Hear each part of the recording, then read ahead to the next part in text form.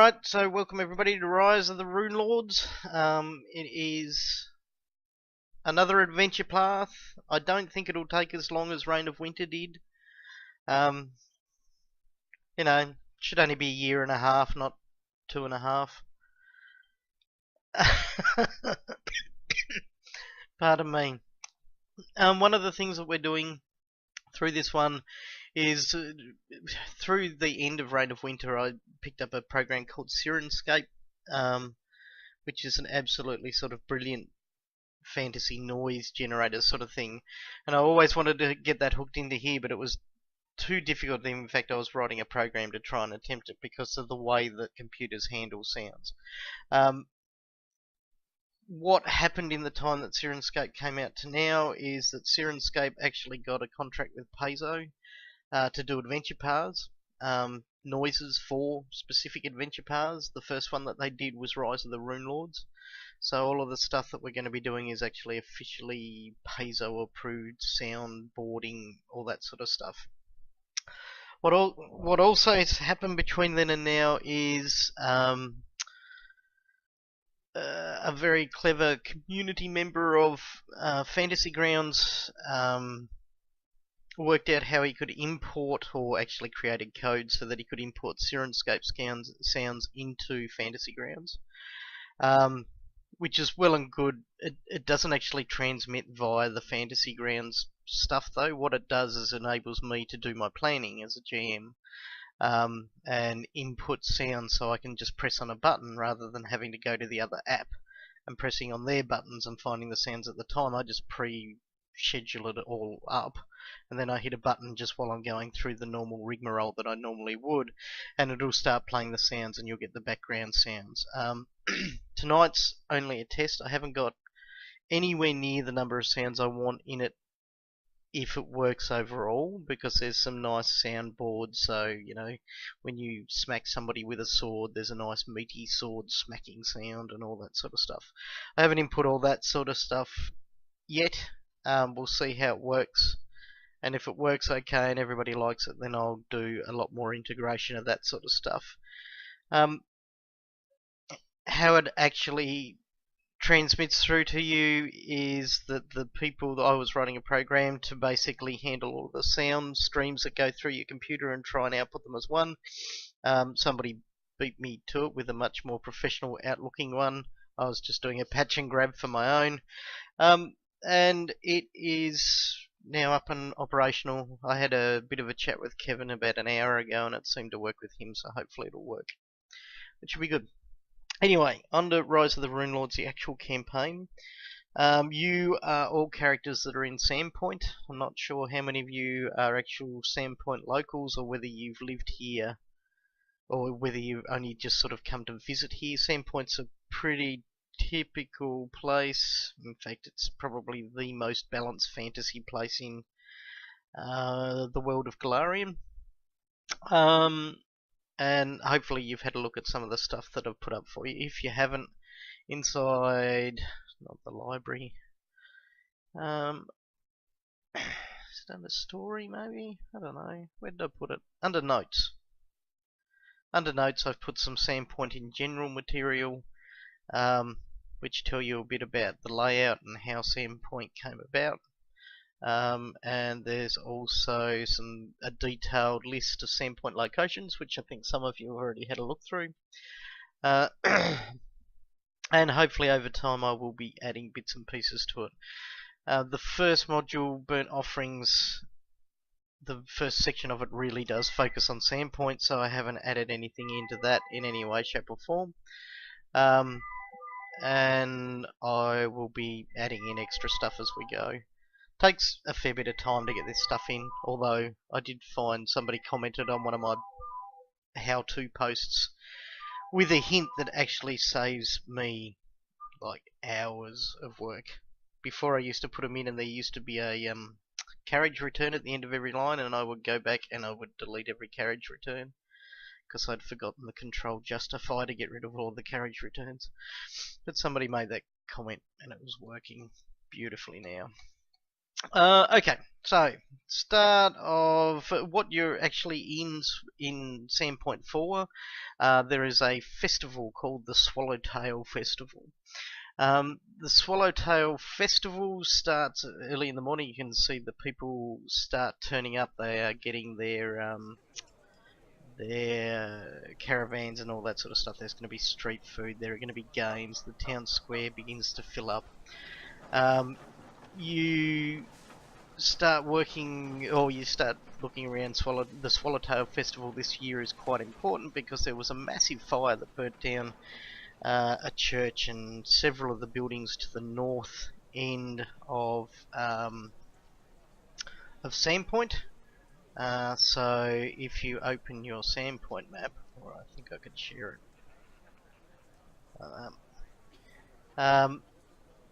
In the top right hand corner where the big building that's got number 1 written on it, that is a new church that has been built, and many of the buildings that are around that church are brand new buildings, etc., because there was a massive fire that burnt to death the former priest of the church, which was rather upset quite a few people about town, etc.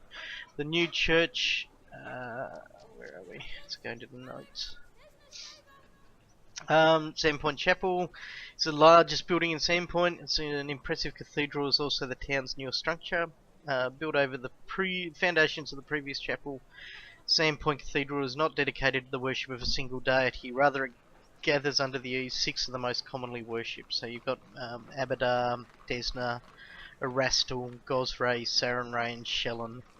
Not sure what Abadar does. Desna, I think, is the goddess of the moon and magic.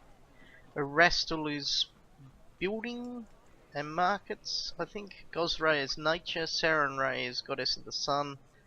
And Shelyn, or maybe Shelyn's goddess of magic, I'm not sure. The building provides chapels for all of those deities and a communal forum, and it's 6 different churches under the one impressive roof. It still overlooks the same graveyard that, pardon me, existed prior to when the last temple burnt down. Obviously, graves don't burn terribly well. But there are a lot of new buildings around there, and there's a lot of excitement because they're going to consecrate the church today.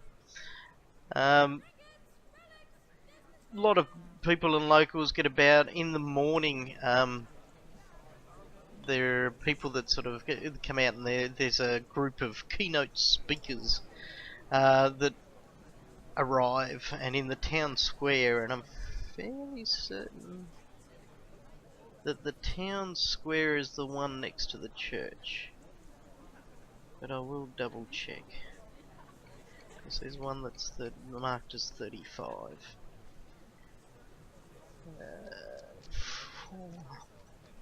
Yep. Okay, so the town square is the one that's right outside the church. There's a whole heap of chairs, and various other sort of marketplaces. Little caravans have been brought in. I think I've got a map here somewhere of it. Town square. I need to get rid of that mask. Can I delete the mask? Layers.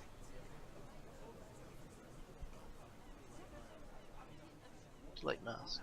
Delete mask, right. Okay, so I should be able to share this map with you. This is the town square as it appears. A few little buildings been put up. There's a throng of people that exist in the centre of the town square as there are speeches that begin.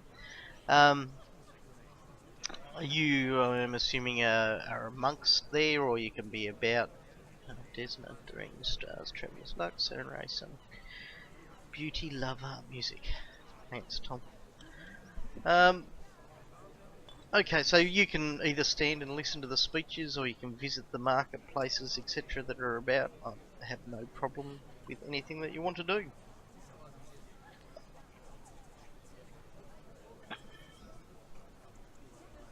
Busking, of course you are, Kevin.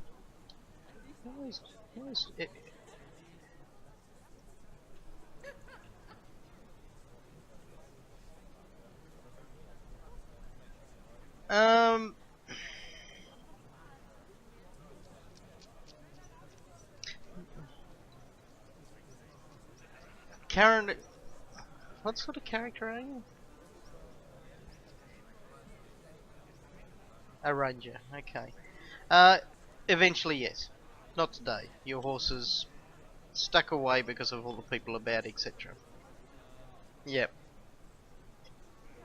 Stabled in the local inn or wherever you are. Or don't you have free stabling at that place? The squashed goblin stables or something?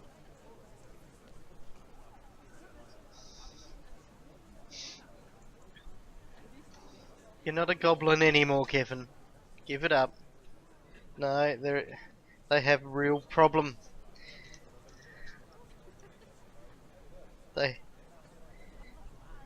they have real problems with goblins in this town. Major problems. Is that right?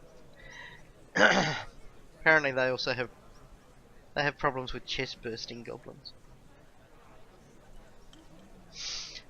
So are you going to listen to the speeches? What are you doing? I know you're going. If you want to do some busking, you can give me a performance, sing or dance, whichever way you are busking, Kevin.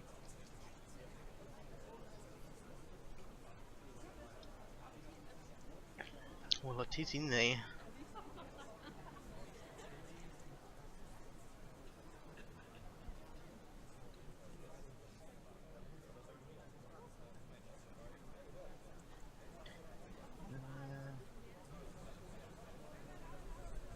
Okay, so you do some dance. Oh, that is pretty good.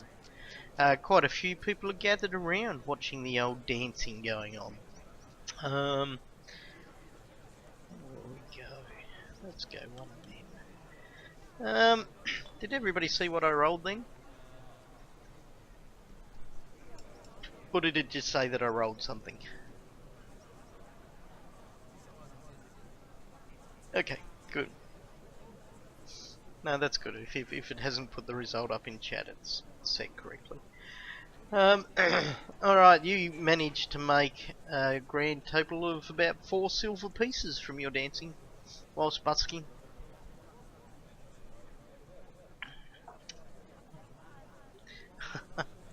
Okay, the keynote speeches, it sounds like the rest of you are at the keynote. Mayor Deveron's friendly attitude and excitement proves contagious as she welcomes visitors to the town and jokes about how even Lars Ravenki, who's the local tenor and a notorious workaholic, managed to tear himself away from the tannery to attend. Lars stomps his feet as he listens to that, but everybody else gets a good laugh out of it. Sheriff Hemlock then brings the crown down a bit with his dour mood. He reminds everybody to be safe around the evening's bonfire, and requests a moment of silence to remember those who lost their lives in the fire that claimed the town's previous church several years ago. The third speaker is a local nobleman, Lonjiku Kachitsu. But unfortunately he's been unable to attend the ceremony, which upsets quite a few people. Surprises a few of the locals, seeing he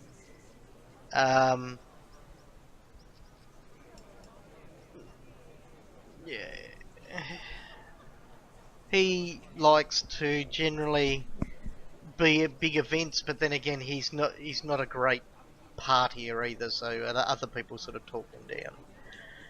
Then finally, Surdak Drokus. That is really distracting. Who is it? Who's... They're getting major echo through your channel.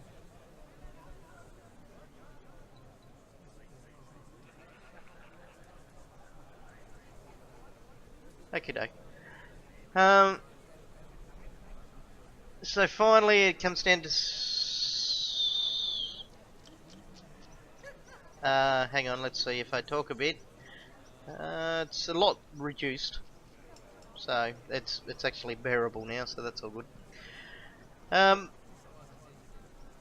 Surdak Drokus is more than up to the challenge. He's the local town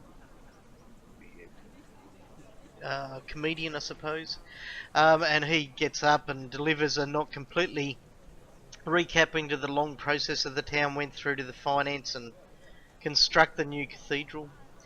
Of course, he mentions his own business at the end of it, wanting everybody to stop by the Sandpoint Theatre the following evening to check out the new production of The Harpy's Curse.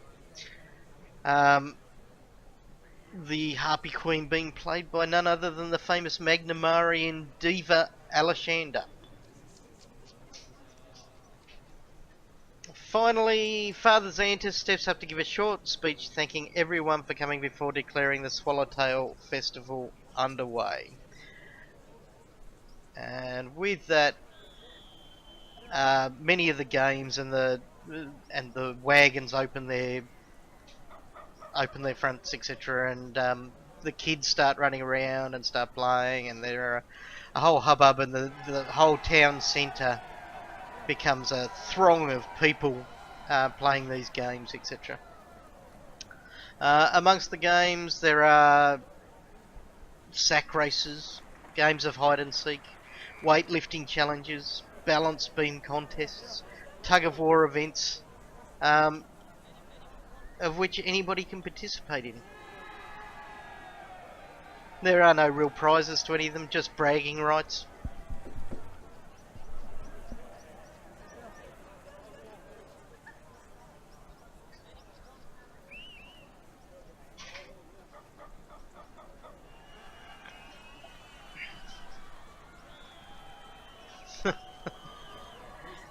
It's probably tending to Lojitsu.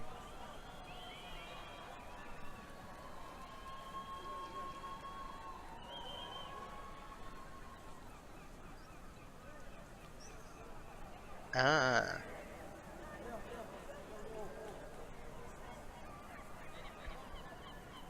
Well, the consecration happens at the end of the day.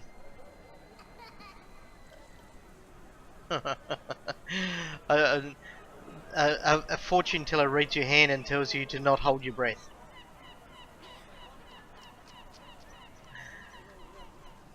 Does anybody want to take part in any of the bits and pieces, or are you...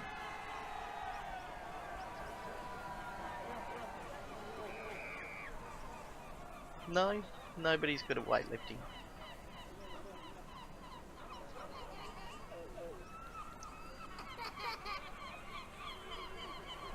A tall and strapping man.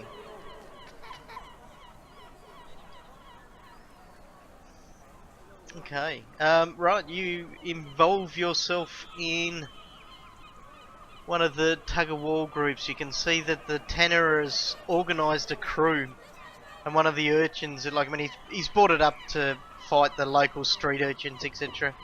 And you take pity upon them, and get involved in their thing. So there's you, 3 underfed kids, and the tanner, the blacksmith, and their 2 sons.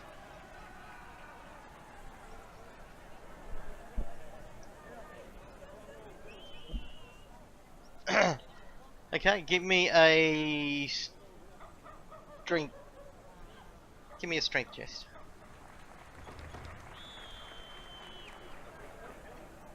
Oh, Thaven's in on it as well. Okay. Okay.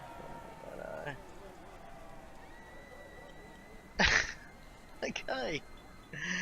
You both put your back into it, and it appears that the tanner and the smith have been both hitting the ale wagon a little bit too heavily that evening, or that morning, and you managed to easily pull them through to a red-faced blacksmith, tanner, but mind you, their 2 sons suffer the worst of it as the 2 kids that are working with you start hurling insults.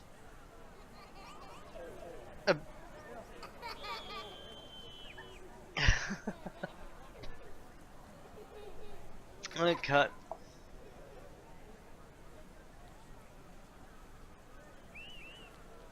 Oh God. Okay. Okay. at noon. That's beginning to get worse again, Tom.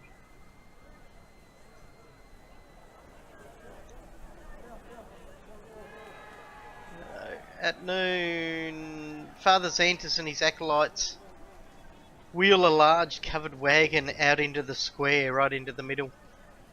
And they recount a short parable about how Desna first fell to earth and was nursed back to health by a blind child, whom she transformed into an immortal butterfly as reward for her aid. As they do, they pull back the wagon's cover and release the 1,000 children of Desna. Swallowtail butterflies that swarm into the air in a spiraling riot of colour, to a great cheer from the crowd. Throughout the rest of the day, children futilely chase these butterflies, never quick enough to catch them, however.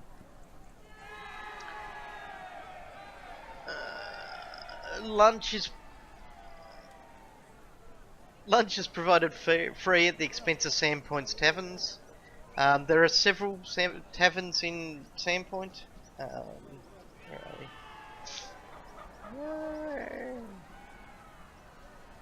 So,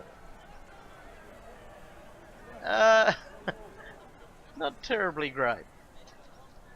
There's the White Deer, which is one of the ones that has been rebuilt, and it's a 3-story inn that looks right over the main section of the town square.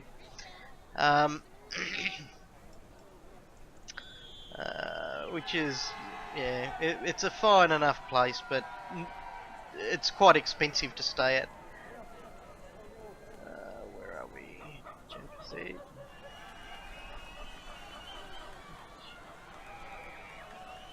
Where are we?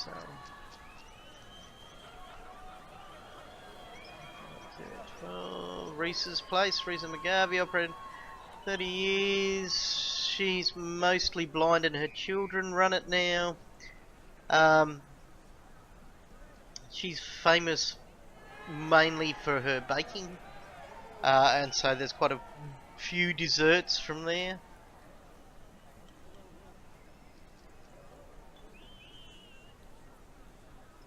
Well, everything's free.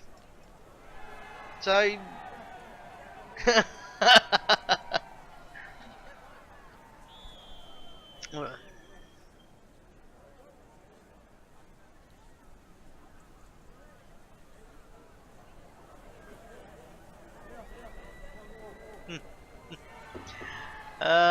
there's a tavern that's near the Sandpoint Theatre, called Cracktooth Tavern,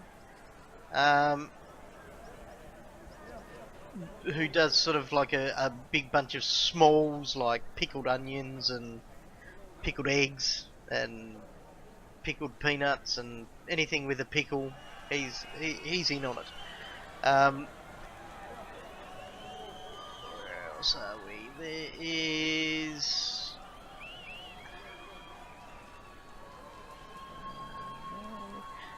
No. Where is it? That's a book place, I think.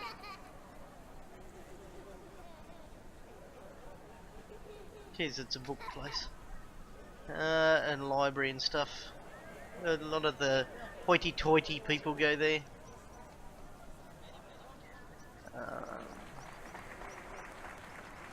There is at least one other I know of. Oh, there's the Hagfish. One of the most popular taverns. It's down amongst near where the docks are. A lot of fishermen and gamblers. They do good seafood, so there's like a nice seafood broth, and there's some octopus and there's some other various materials from them. It's famous basically for Nora the hagfish. If you can actually drink down a tankard of the water that's in the hagfish thing, then you win a prize if you manage to keep it down. Doesn't happen very often. And then there's the Rusty Dragon Inn, which is run by Miko Kajitsu. There's quite a few spicy exotic foods made here, and it's one of the most popular eateries in town. So most people are flocking around their area. The Two Night Brewery is providing most of the drinks, and the Fat Man's Feed Bag is a favourite of the rougher end of town people. They sort of just have meat slapped in between bread, which is very unstylish and uncouth. And generally, you have a lot of the ruffians and the people that most people look down their noses at, hang about their sort of eatery section. Right. So after lunch, again, you have an afternoon filled with various sort of events. What else? More tug of war, more balance beams. There's sort of like they drag out one of those machines where you hit the hammer and it rings the bell. There's an archery contest. Okay, it looks like we have an entrant. Okay. They set up a bunch of targets in the form of straw men, or what are they more commonly called? Sorry, scarecrows. They pile some scarecrows up onto the stage, and then they set up target distances. So you set up about 20 feet away, then 80 feet away, then 100 feet away, etc. And it goes over 4 shots, and yeah, there is still an echo too, Tom, by the way.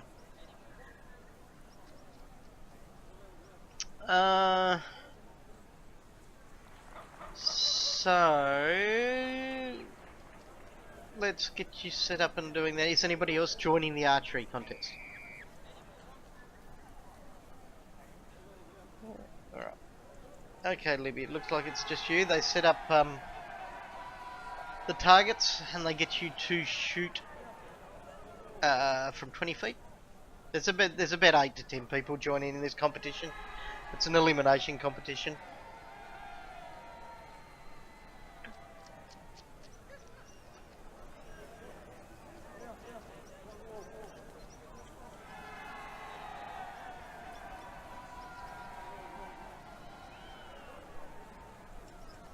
Yeah, that's the Syrinsacape working. That's the noises of the marketplace.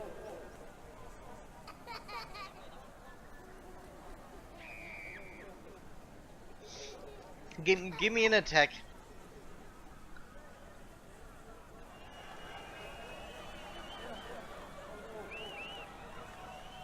Ooh. You start off at the 20 feet mark and only just manage to wing the scarecrow in the shoulder. It's enough to allow you to continue. Let's see how many others do as well.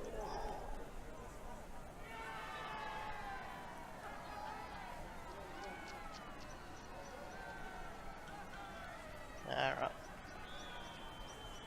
Okay, so 4 others drop out at this point, missing. Several of them claim that it's the amount of drink that they've had. A couple of them just obviously have never held a bow before. So you move out to 80 feet.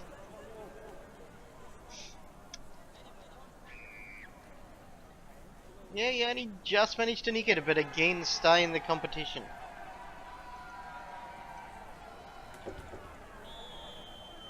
And at this distance it knocks 2 more people out, so there's only you and 2 other guys. Are they guys? Yep, you and 2 other men. These guys are deputies of Sandpoint, and so see it as a bit of a point of pride. It goes out to 120 feet, which means you're at -2 to this roll.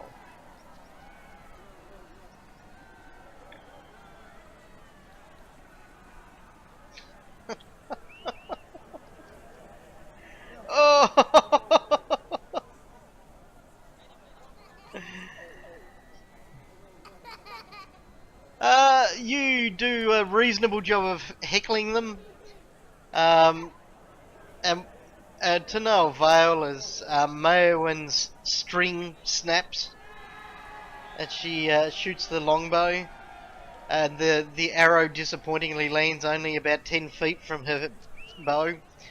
But Randall, the best deputy of Sandpoint, claims it with a shot between the eyes of the scarecrow. And there's much rejoicing that they're protected by such fine, skilled archers.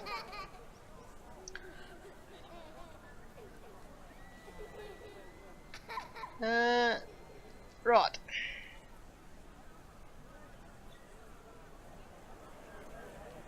Oh, you can fix it. It's only a string. It's just embarrassing. It's just embarrassing that it happened when you were taking your shot.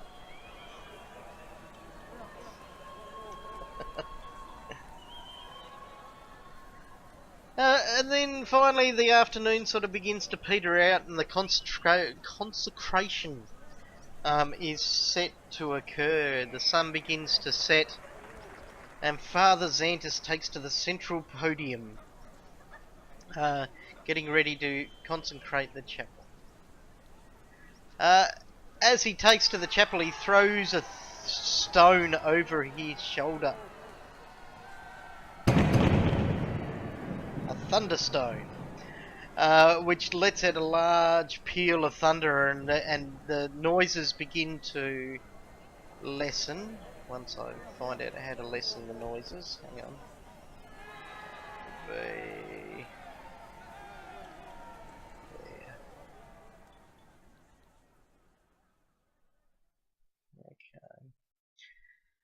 Okay.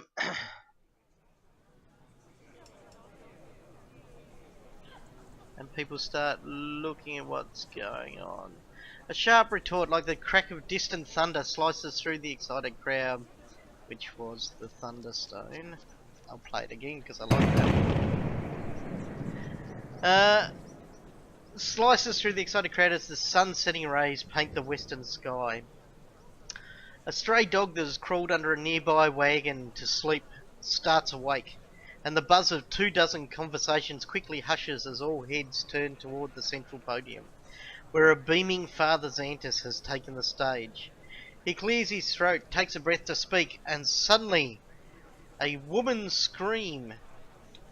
Oh, hang on. Woman's scream. I didn't transport that one. Oops. Pierces through the air. A few moments later, another scream rises.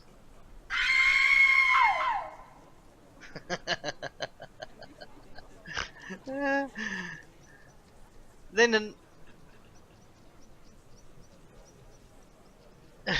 another. Beyond them, a sudden surge of strange new voices arises. High-pitched, twittering shrieks that sound not quite human. The crowd parts, and something low to the ground races by, giggling with disturbing glee, as the stray dog gives a painted yelp, and then collapses with a gurgle, its throat cut open from ear to ear. As blood pools around its head, the raucous sound of strange song begins, chanted from shrill, scratchy voices. As goblins suddenly appear.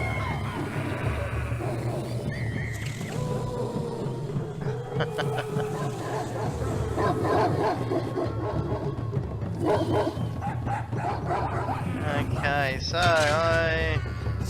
where are we? As they appear, damn you, how do I do that again? Hey, they're there. Right, so I need you guys to... Oh, hang on, I need to put you into the tracker.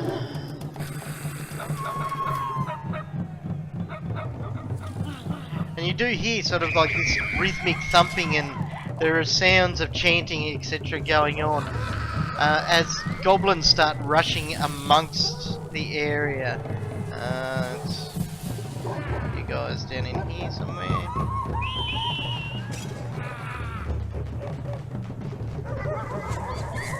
So, hang on. I think I've got the initiative tracker set up wrong.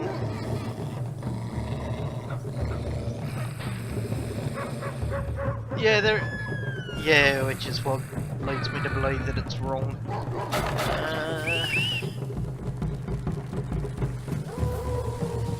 It is.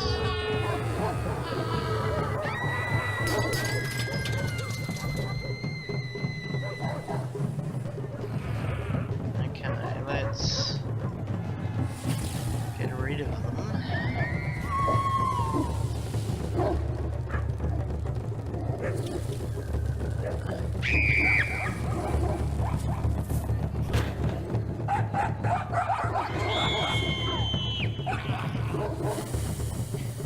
Righto, so if I get rid of them and now I add them again.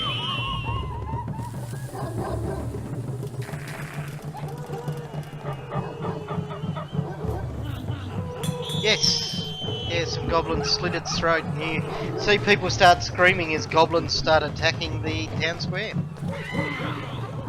And so roll some initiative, pretty please.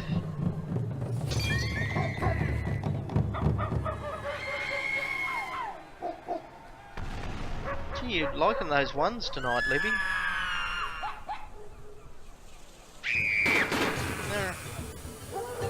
Alright, Thaven the Dancer, you are the quickest to react to this threat.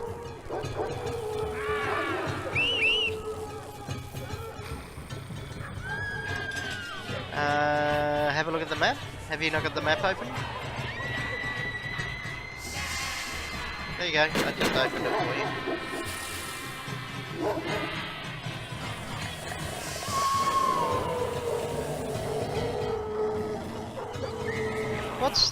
What's the bard ability to be able to what's the song that gives them bonuses to attack and inspire character? Thank you.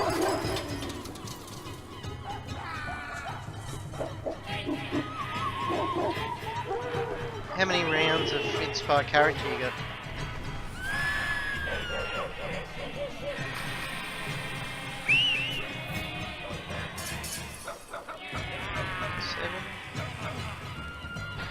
Whoops. And then I put it across as 5. Hang on.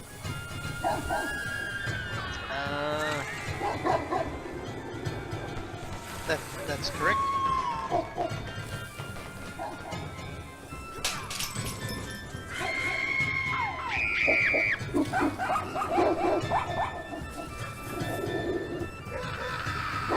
Okay, well you're singing at odds to the other goblins that are singing a battle tune. It's a swift action to do, isn't it?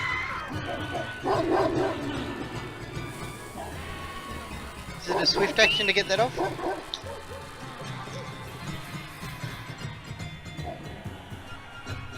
Okay, I'll turn it down a bit, hang on.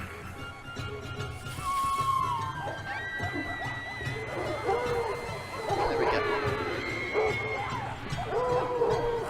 So is that a swift action to get off?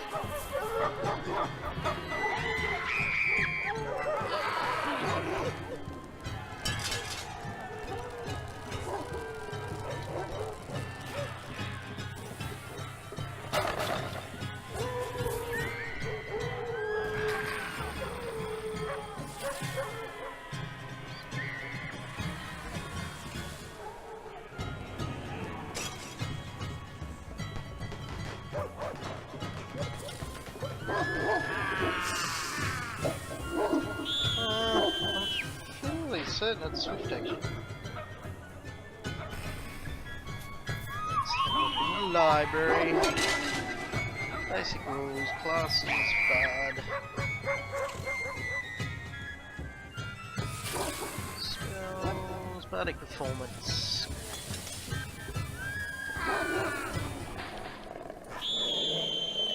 Is a standard action to start. So there you go. Can be made. You can.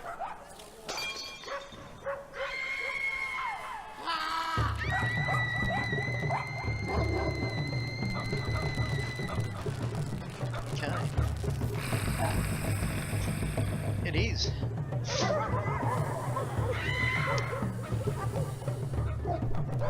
Okay, and then of course...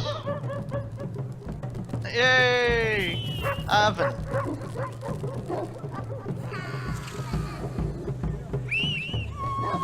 That certainly looks that way. Definitely from you.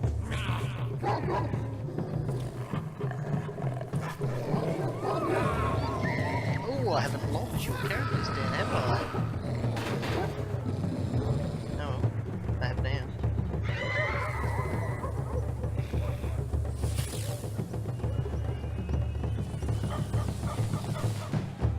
Okay, so that's 30 feet away.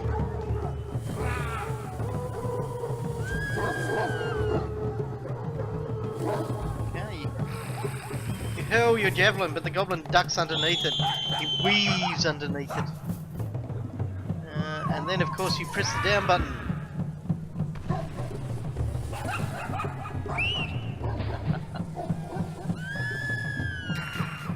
He should have done, yes.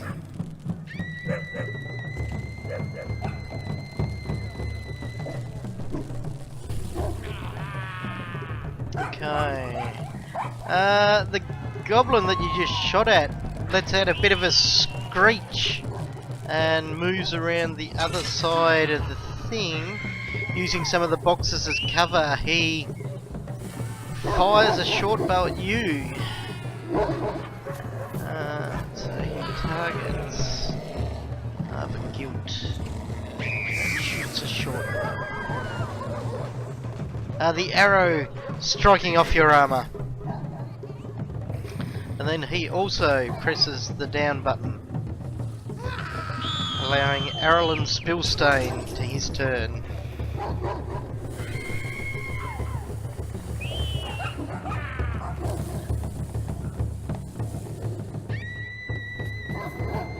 Twen 20 feet. You're moving the wrong one though, I think.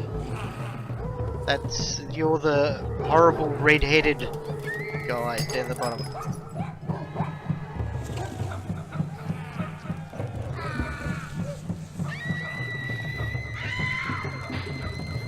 Okay. Okay, give me a stealth check. If you're doing it stealthily, you'll only be able to...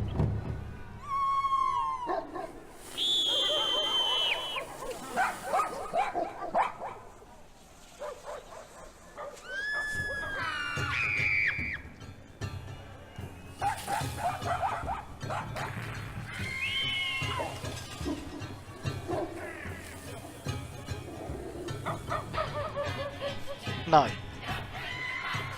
Now it did. Okay, you move as stealthily can. You're still obviously going to imagine that there's still a bit of a crowd milling around and in amongst there. And you feel you're doing a reasonable job. Okay. That brings it around to the next goblin's turn. Which is which one?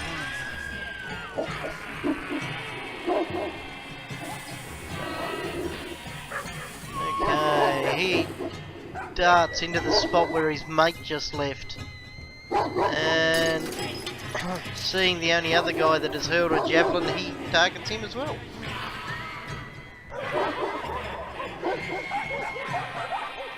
And shoots a short bow. Okay, the arrow whizzes by and strikes you. Where are we? Smacking into you. Doing... What did he get? Oh, that's right. Okay. A few points of damage to poor old... Oven.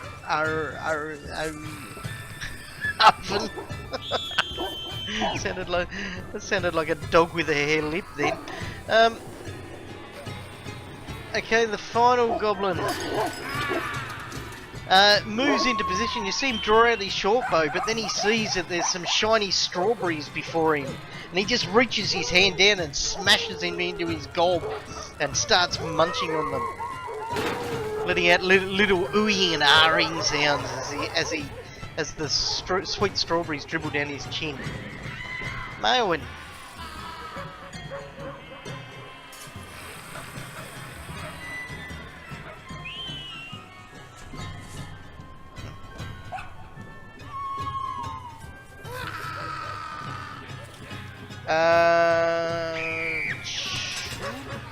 Look at your character sheet.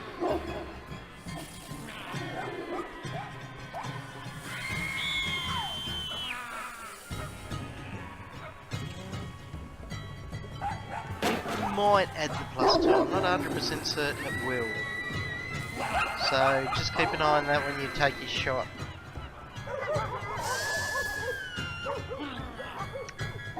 Point blank shot. You're especially accurate when making ranged against close targets. +1 on damage rolls with ranged weapons at ranges of up to 30 feet. Well, there's a way of finding out. Who are you targeting first? Goblin 3. So, target Goblin 3. He's 30 feet away, so you should get +1.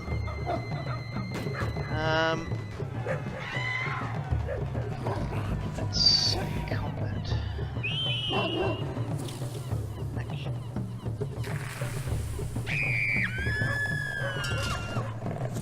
Yeah, you should get +5. You should get +6 to hit. And actually, no, you should get +7 to hit if it factors them in. Oh, actually, +8 to hit. Okay, give it a roll. Okay, so what did it miss? We got the plus. I targeted it.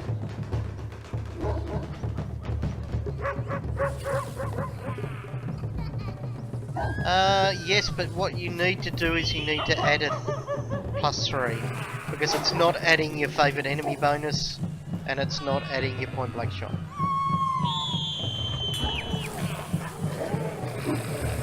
Oh, mind you, you wasn't targeted, so it's all good. +3 got added on. 25 definitely strikes the goblin.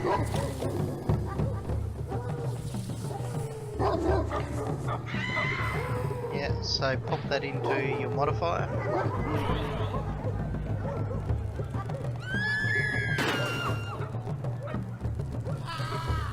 Okay. Damage 6 to Mail. Just damage you? Why did it just damage you? You damaged yourself. That's alright, I've added it to the goblin and I've removed it from you. You're welcome. The goblin is still alive. Righto. Savan the dancer.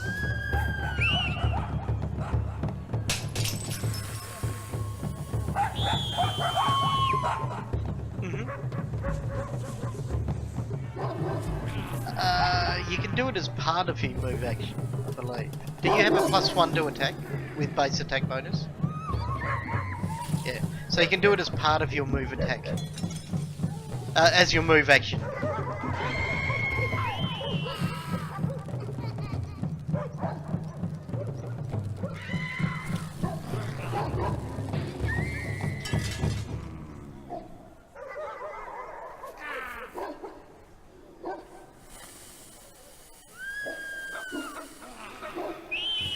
You go to whack him with your whip.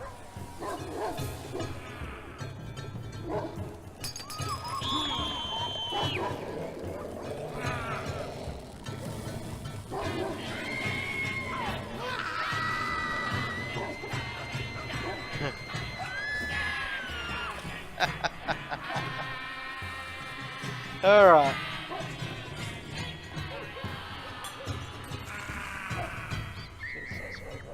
Do we do critical hits and critical fumbles or what? Okay. Righto, roll again to make sure it's a critical fumble. No, it's not a critical fumble. So you send the whip flicking out to him and Arvin becomes the active player.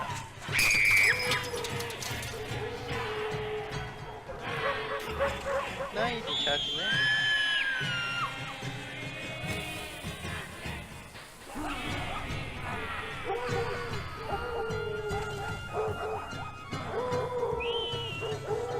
Yes.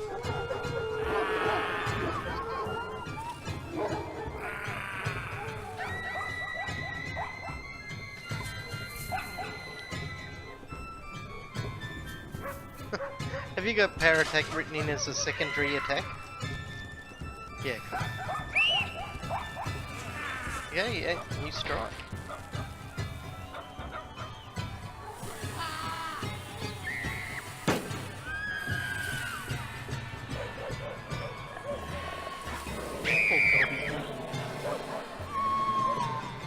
You know, after playing with Nobby, I actually feel sad for goblins who get attacked.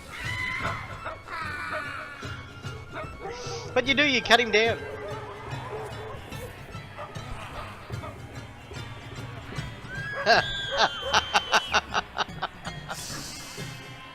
Know what else? Know what else paladins should do?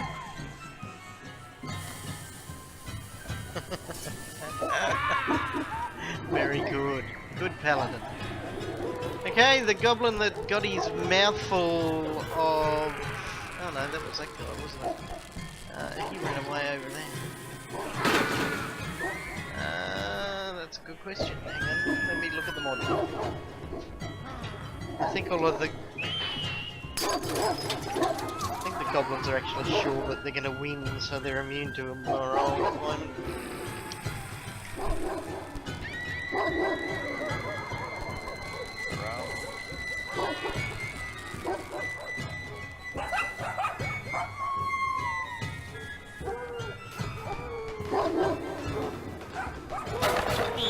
Okay, yep, no, they just continue fighting.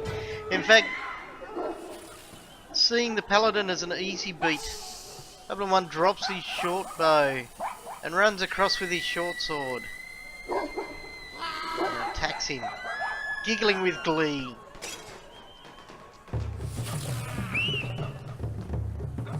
To which the paladin easily bats aside his attack.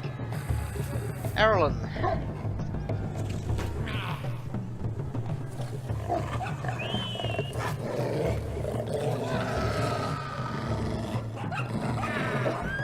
Now give me another stealth check.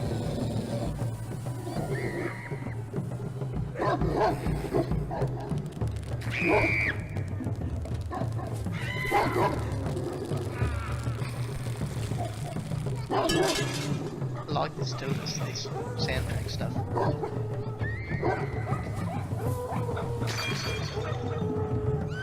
Okay, you move across there and don't seem to have been noticed by anybody yet.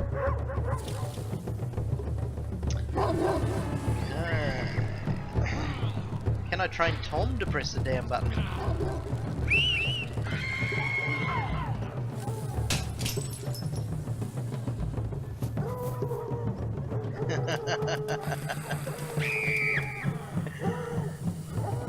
Hey! Right, Goblin 2 is currently dying. Or shall we say dead. As he guzzles down these a pool of blood and drowns in it. The other one, with his mouth full of strawberries, sort of looks across at his mate and goes, remembers why he's there, and darts across to the guy that attempted to whip him, leaping in with a short sword.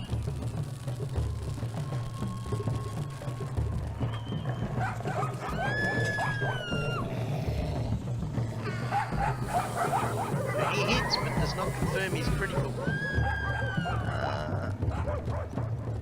But it's only a glancing blow.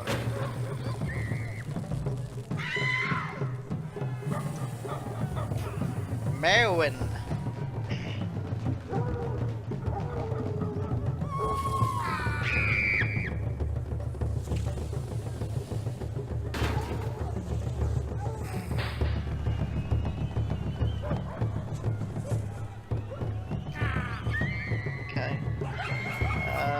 that's fine, but you are going to get a... So, where you have a +3, you have a -4 for firing into combat.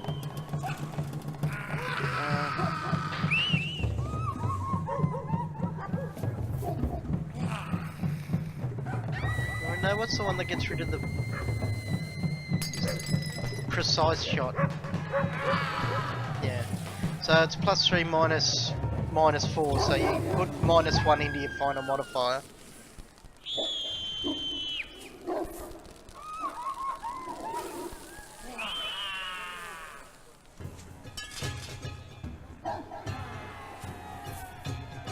Gotta wait for 3rd level.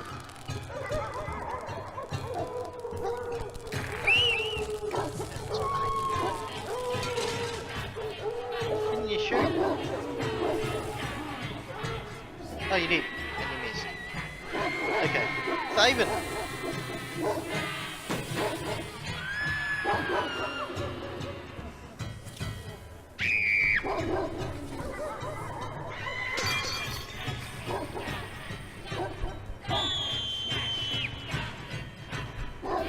You smack at him. However, it is enough to cut him down.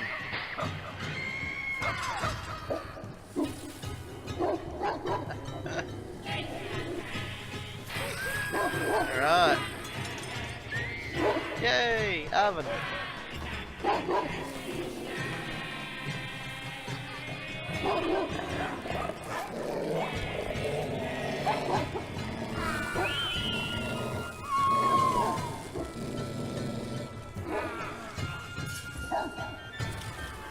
Okay.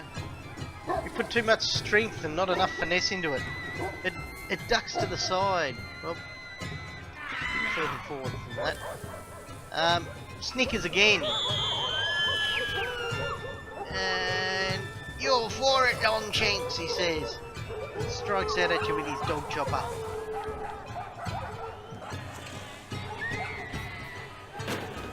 Missing, striking against your armour. Marilyn.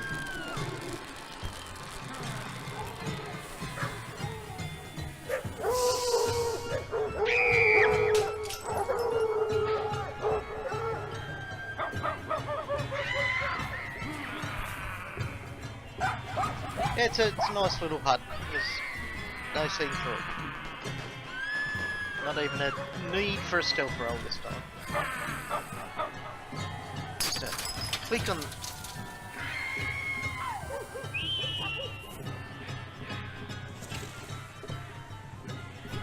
It's a heavy canvas tent, you should be able to do that.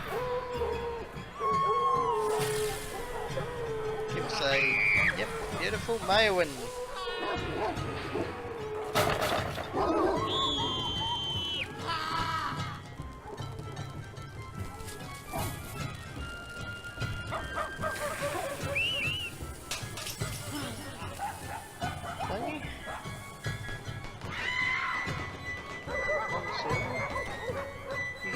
Quite proficient with the longsword.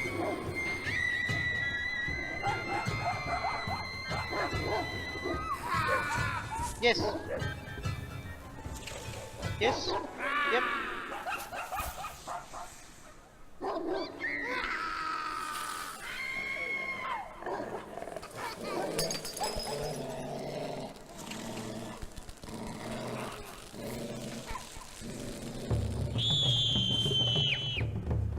He's going to get an attack of opportunity on me though. Does he sneak through there? He has a bit of a target at you. Because you're going to have to move through Arvin Square, which is 10 feet movement through his threatened zone.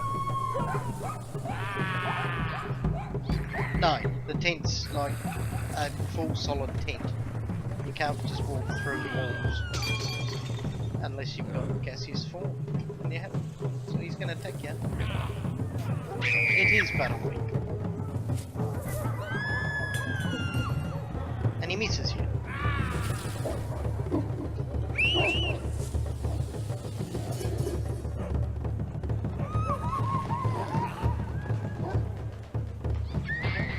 swing at him and miss, he rolls underneath your blow. Only just though, it glances off his studded leather armour. Thaven!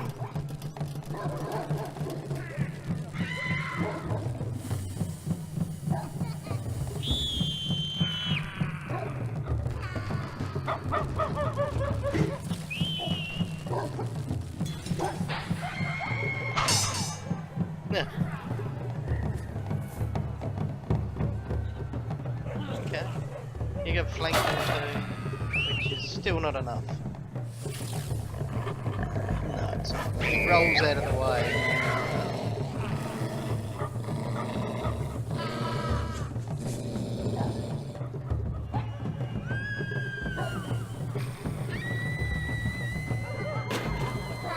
Uh-oh.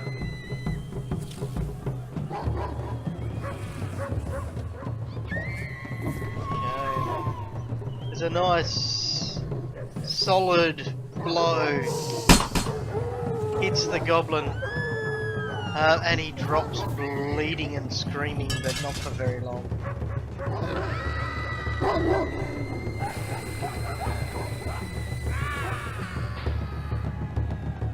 Shut up, Longshanks, he says.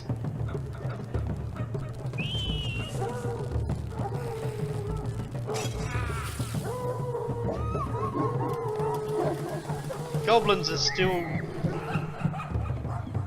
are still racing everywhere, running amok and singing and slashing indiscriminately.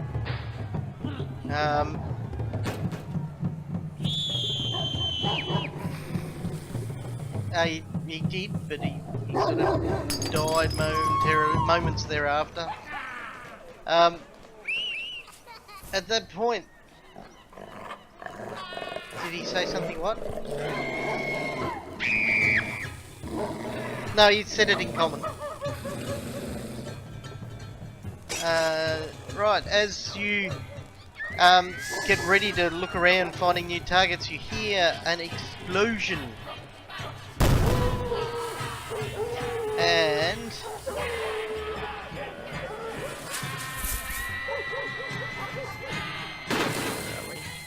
why is that not coming up for me?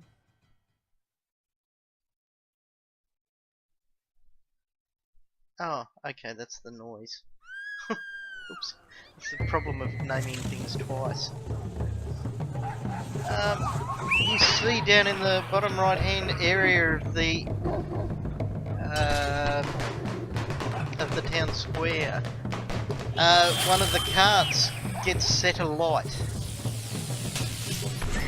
Namely this one here. It's on fire. Oh no. And you can see some goblins standing there. One of them still beating and singing a song to inspire the rest. As flames start catching aboard, and you can see goblins begin to appear with torches, etc.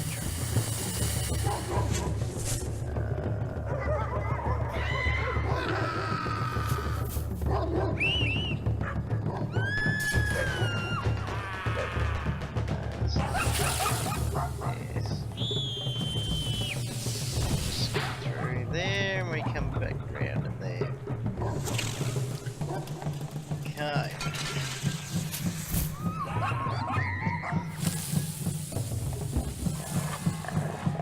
Okay, you go to pay attention to the singy one, and he does that.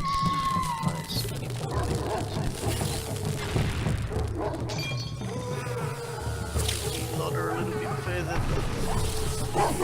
than your players around, so he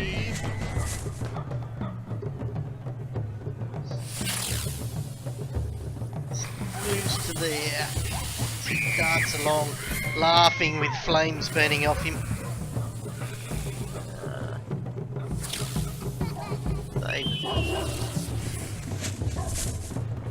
Well, he's got a torch on him. He's not flaming himself. But if you have a look at if you go in and zoom in on his miniature, he's wearing a little dragon outfit.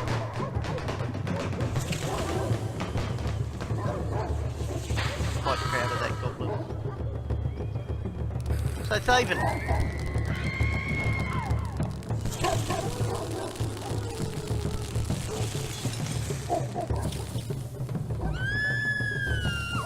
Okay.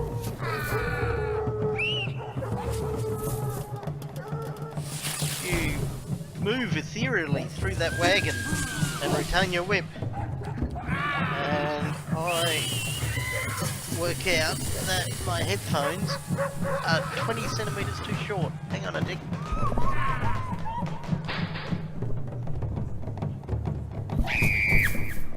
I just couldn't quite reach that bottle of wine.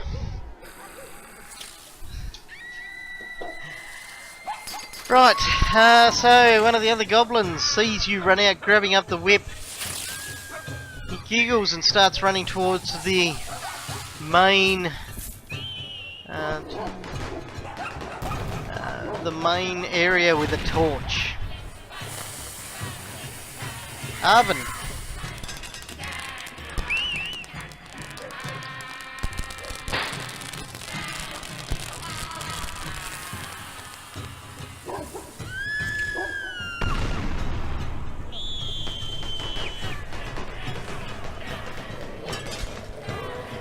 Wow, it's very paladin-like. Did you ever meet Corbin?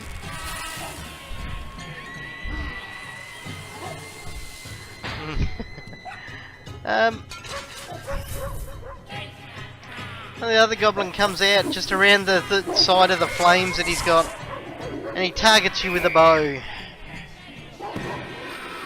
Drawing out an arrow, he goes, "Oi, Longshank! I'm gonna call you Pincushion!" And hits him. Oh, striking you perfectly as you raise your knee. It just slips in underneath the armor and bends itself up to the tip of the arrow. As the other one starts dancing out, and he runs up and he looks at you. You see he's got a hold of the bow, and then he suddenly sees something bright beside him, and he starts seeing if it burns with his torch. Hey, it burns! I'm gonna get it! Look, it's alive! Arlen.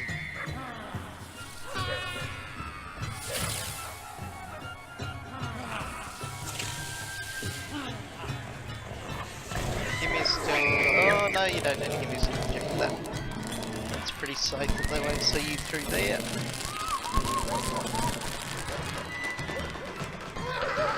hit. Yeah, Maywin!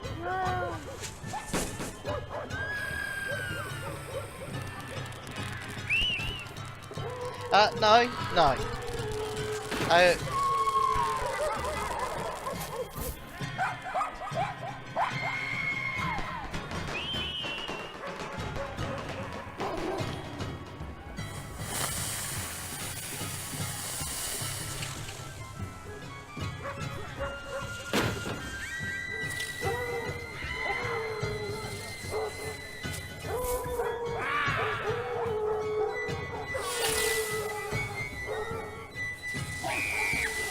Yep.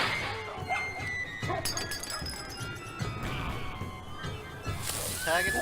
No, you didn't. No, you're targeting yourself for some reason.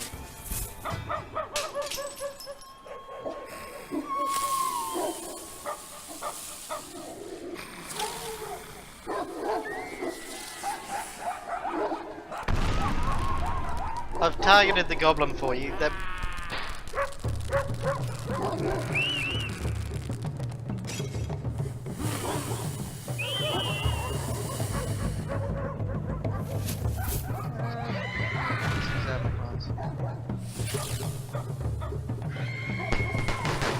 Something like that.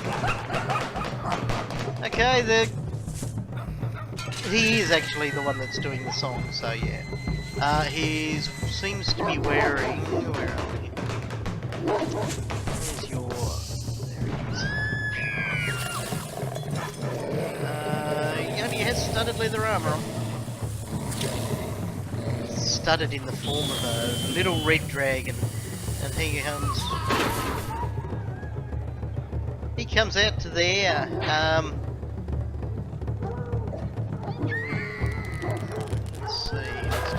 try and target Mayowen.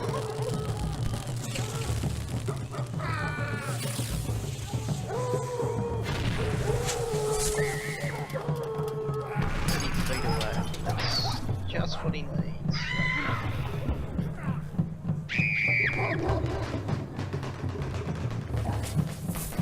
25 feet plus 5 feet per 2 levels. So that's not enough. It's level 1. Let's put you back where you were. You were there. 5, 10, 15. To move.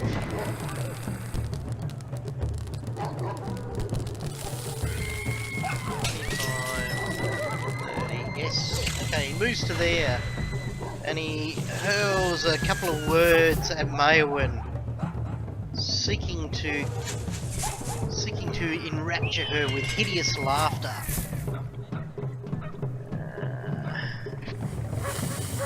It is an enchantment spell.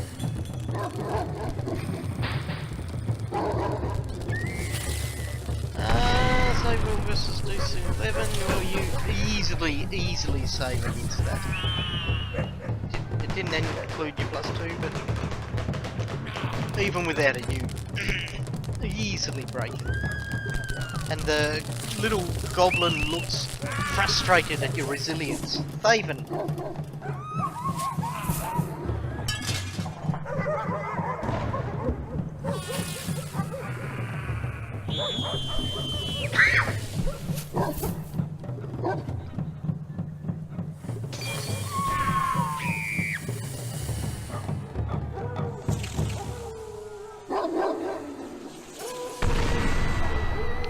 Wow, I'm sure the paladin's pretty happy with that. Did you target him? You've got to then press. You've then got to press the little heal button. Yeah.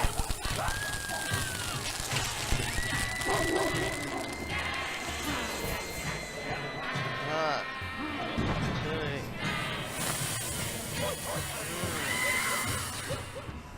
This goblin runs to the side of the stage here and then attempts to climb it. Some skills there. Climb's not one of them. It's a strength.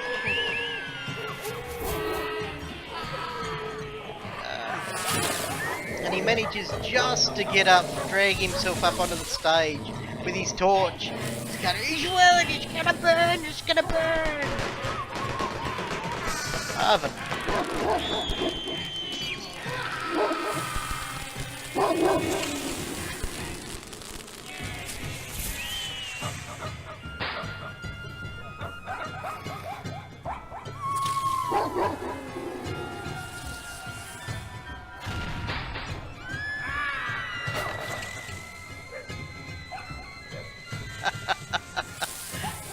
Of course, he's a goblin. They're all evil. Every single last one of them.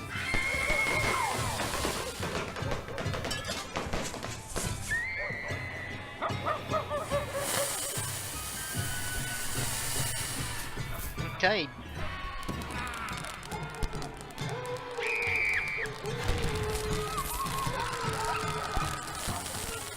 He ducked under your blow. Oh, it's a goblin's go.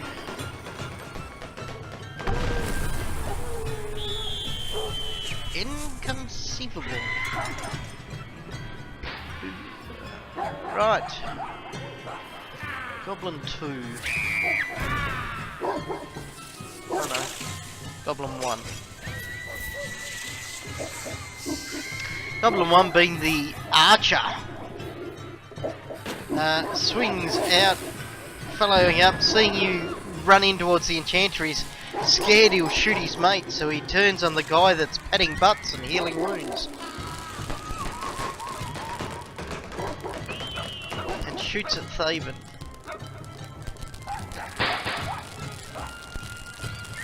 Oh, this little guy's on fire. Oh, as an arrow strikes into Thaven. Seem to be grievously wounded. And then this guy runs around this side of the tent and sets it alight.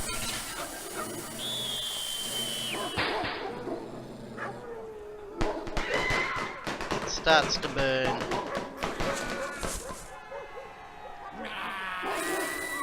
Carolyn.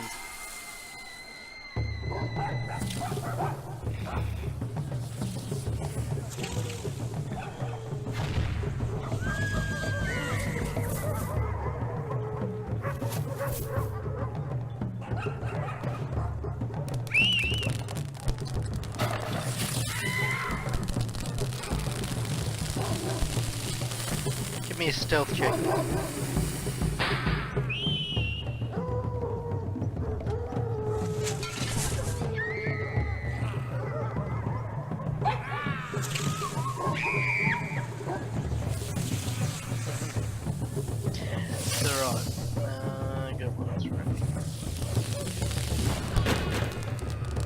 Okay, you come through that tent, cutting your way underneath it, you're pulling up and you come out of the front of it. You actually trip over one of the stays and clatter into a stool that's been set out the front of the thing for patrons of the stall. And you see Goblin 3, which is the one that just set light to the other tent, turn and eye you. You see him see you.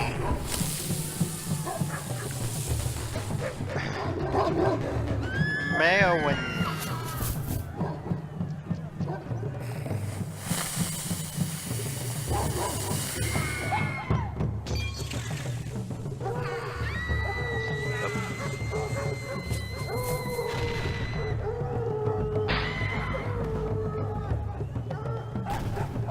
Is this the guy that's up on top of the thing, or?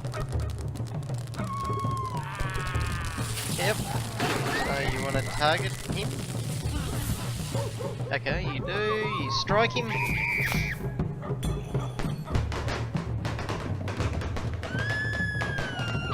Oh wow! And shoot him down.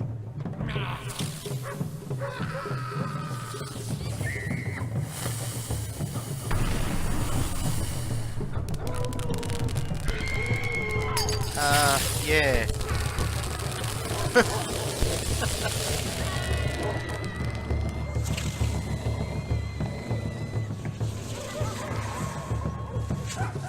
I have upgraded my software, so it may be a new feature they've added. It might be just that I didn't turn something off that I turned off before. Let's have a look, hang on.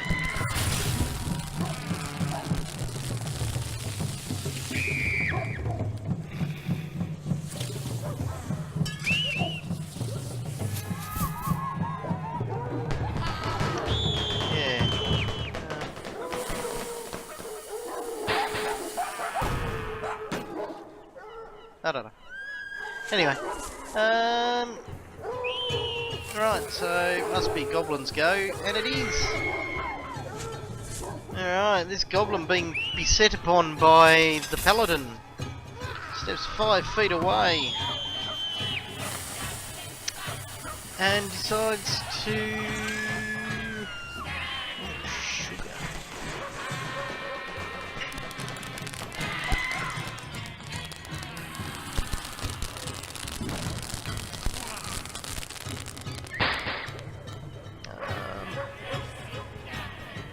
What's this little guy gonna do?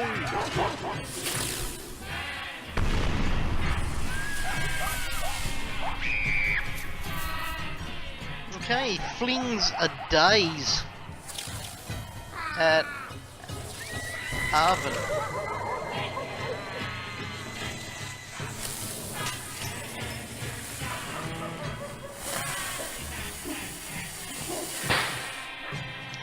Fails utterly.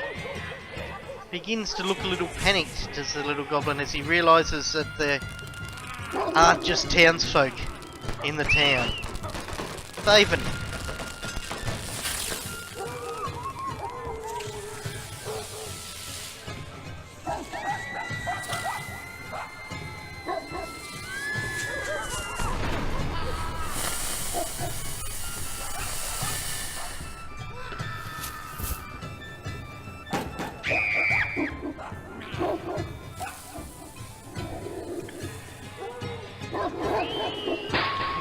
whip out and the war chanter ducks to the side. Goblin 2 dies up on the podium, allowing Arvin his action.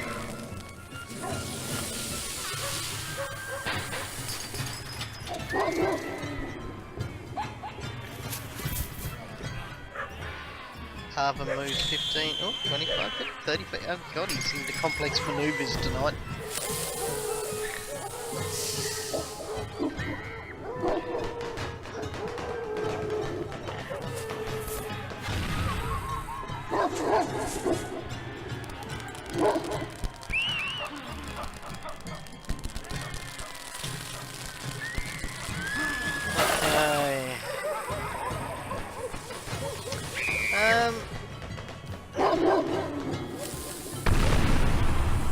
Okay, this Goblin 1 also moves up and decides that it's a great idea to climb the podium. You can see more from up there. Perhaps he manages just to get himself up and on the corner and he's up there going, I'm gonna kill the Longshanks!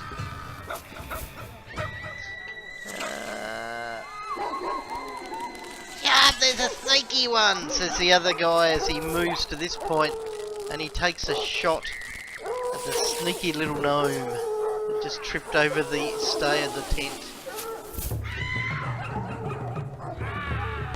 It's the guy directly south of Thaven. Shot at Arlen, who's over by the tent. I missed! Arlen!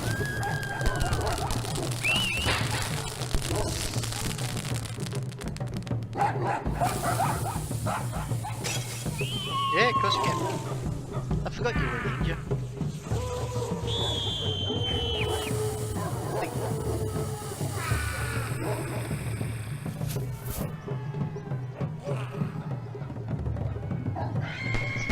Gnome. Okay, so target the guy. Miss him. Don't you get 2? Isn't Shuriken something special where you get 2 per thingy? Hang on, let me check my... Because here...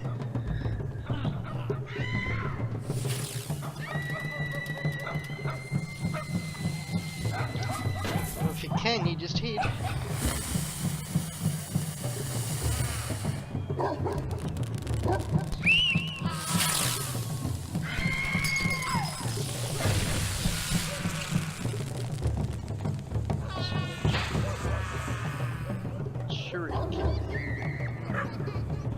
Weapons, shuriken.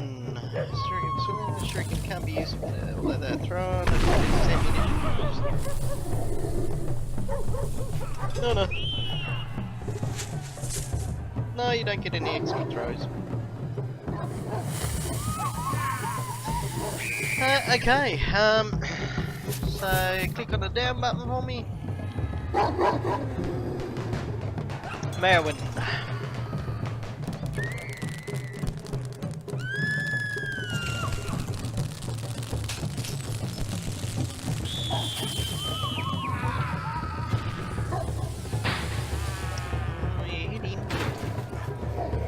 Making themselves big targets getting up on top of that thing.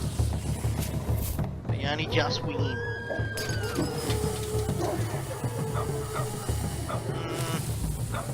Oh, he's beginning to get surrounded, but he can 5-foot step to there.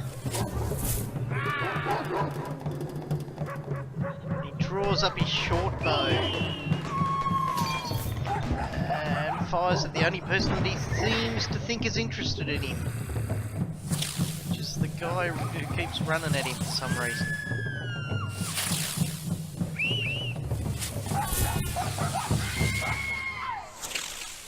Are they small? Yeah, they are. He fires, draws an arrow as he steps back and shoots Arvin. Ooh, he does not drop, but does take the arrow heavily.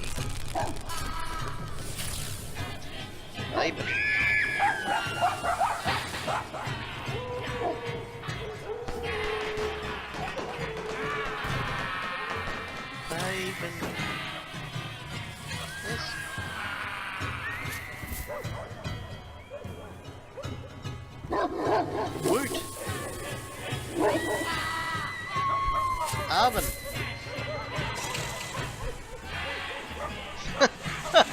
Really? After all that complex manoeuvring, if that's all you do?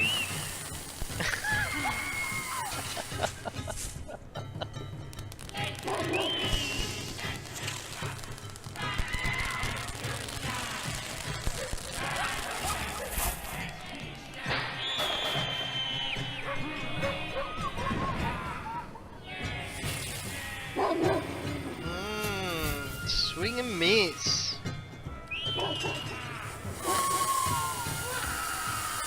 Okay, Goblin 1 returns fire on Maelin. Getting a bonus because he's high. And I don't mean like smoking high. It would.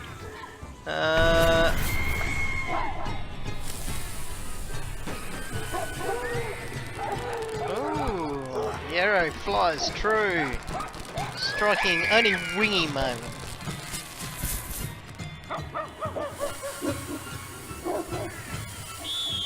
Okay, as the other goblin sees the ninja coming towards him, he takes a step back nervously, but loads up his bow and fires, striking the ninja.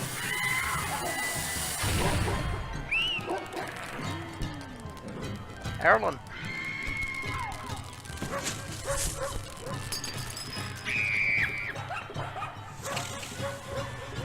You can.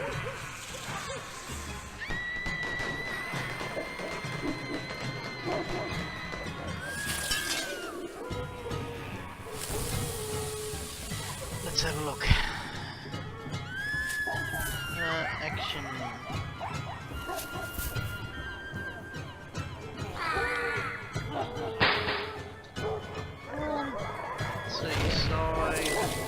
So what are you using, Sai and Wakasashi, or?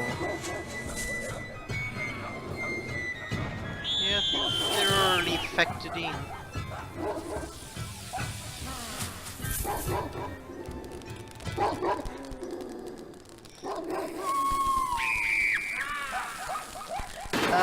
You are already targeting.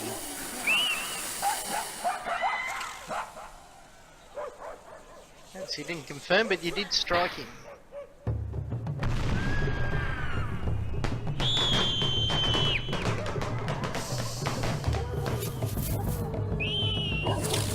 Slash across him.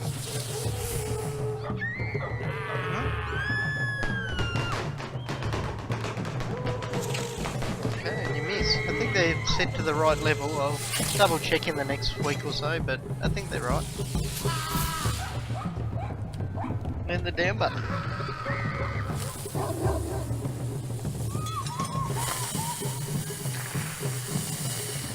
Okay. Shoot and you score.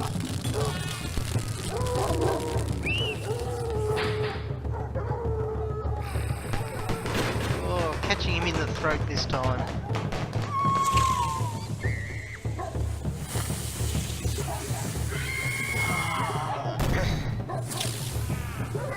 Ah, the new toad, you've herded him in.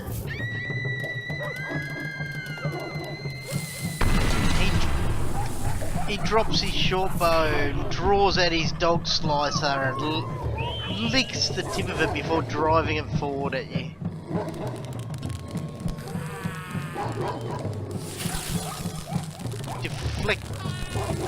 Deflect the blow with your shield. Saving.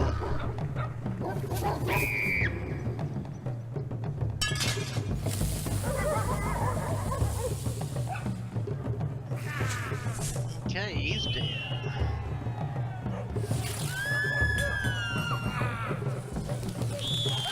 Up.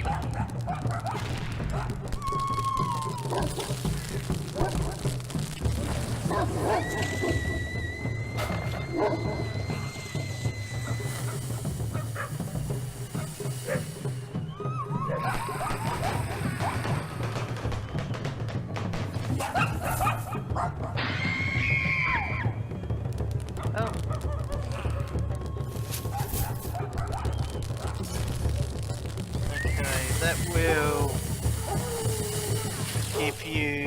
give him an attack of opportunity on you.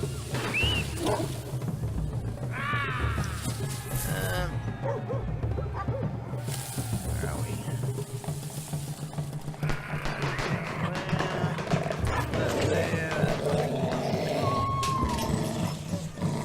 Oh, you deflect it with a shield as you move into position.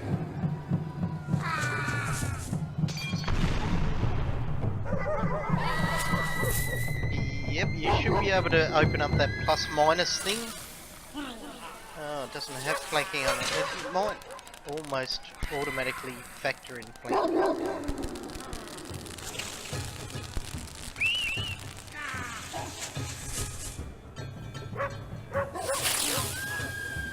Yeah, but it hasn't got flanking. I think it actually works out flanking itself.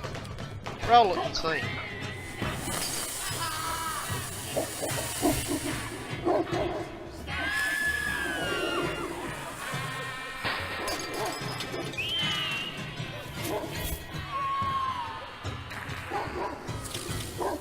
Did it add in didn't add in your flanking, did it?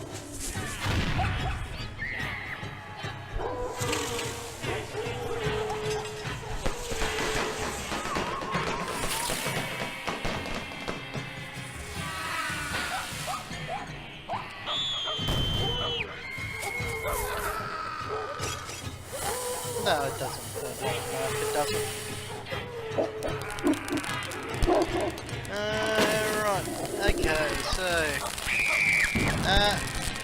letting out a bit of a squeal of fear, he ducks to the side and attempts to take down the ninja that he's hit before.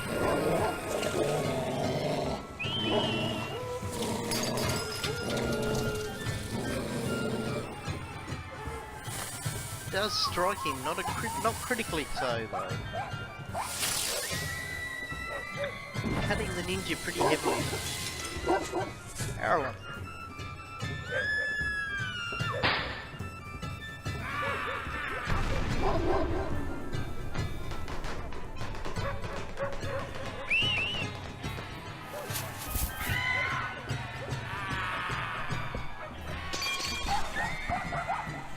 Okay, you're striking.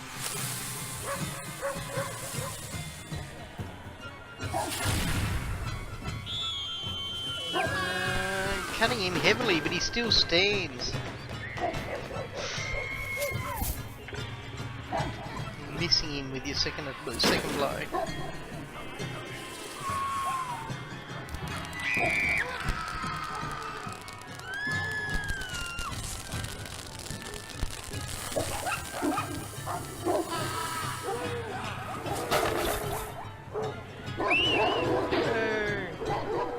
Owen.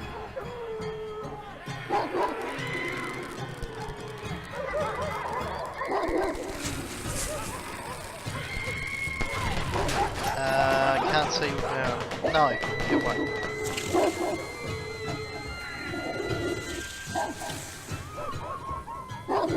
Okay, you rush in, dropping your bow and attacking him with your sword. And you miss. Even.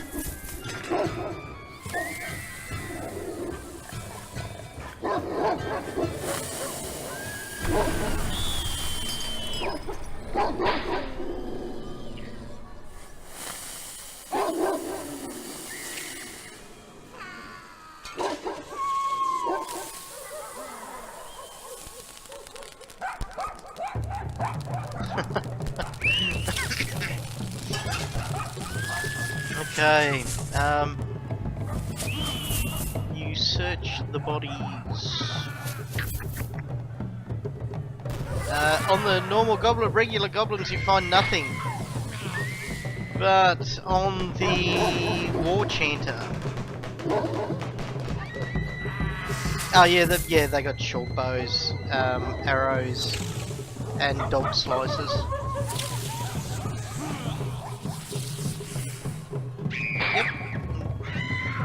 20 arrows each, so minus 3 or 4.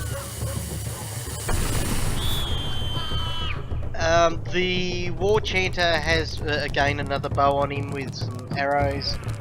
He had a whip coiled at his hip, and 20 gold in a pouch, and he also has a vial with a light blue liquid in it.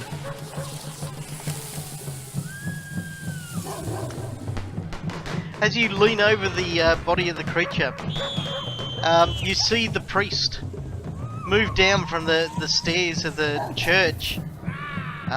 You know him by name. He is Father Santis. Yes. Gold Star. Father Santis rushes to your side. He, oh, thank you for what you're doing. This is disastrous. Is there anything that I can help you with? Are any of you wounded?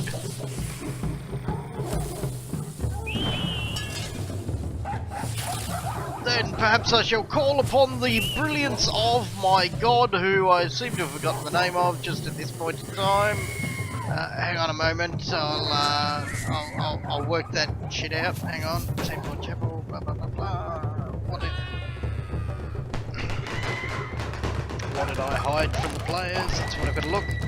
I'm glad I brought the big book with me, he says.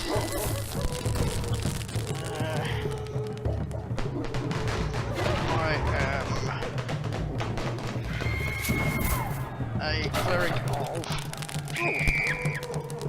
He's got a receding hairline, but he has a kindly looking face, brown hair and a sort of Spanish goatee. Xantus is a cleric of Desna. Level 4. How many dice does that give him as a channel? Let's have a look. Library, Pathfinder rules.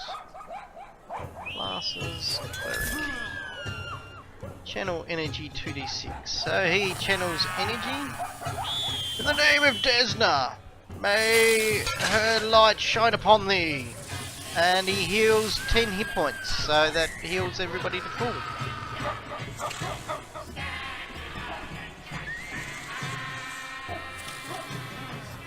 No, thank you. You are clearly turning the tides here. Okay, you see as you're watching about, you can see that there are still goblins attacking various people, but they seem to be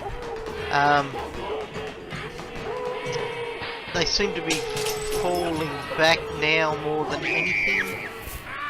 You see a goblin leap off the top of a tent, trying to stab a mother running with a baby, but he lands on his head and breaks his neck and dies. Another one hurls a torch at a group of scared merchants about their tent. But you can see another goblin running around the corner ready to hit him with a dog slicer, gets struck by the torch. Everything seems to be going terrible for him.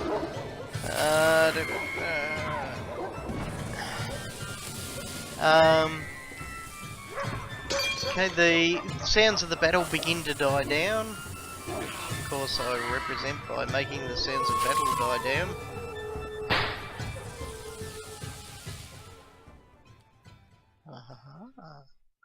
I am clever.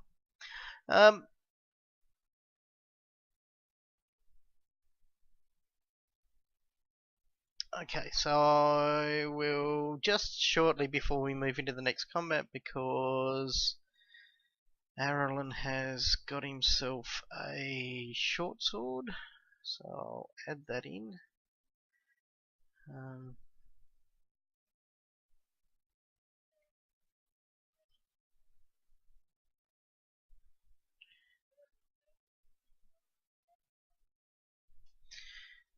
He looks over it, puts his finger in it, and it gives it a little bit of a taste. He says, this is a potion of cure light wounds.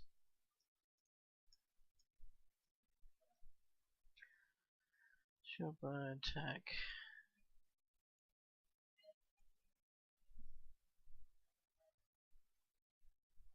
No, none of them are magical, dear.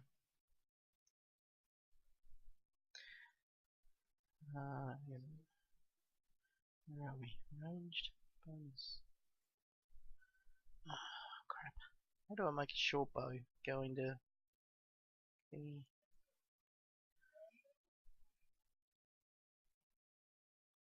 Yeah, I know, I'm doing that, but I'm not sure.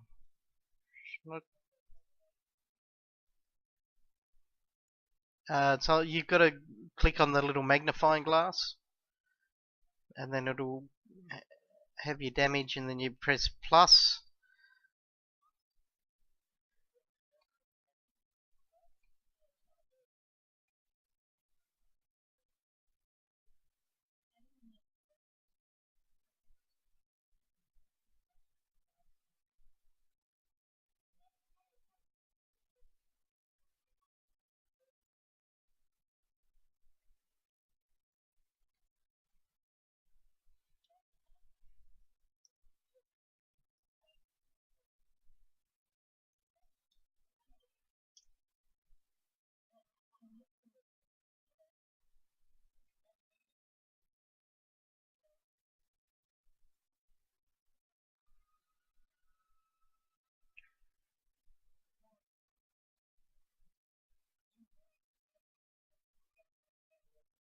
At level 2 they get it, yeah.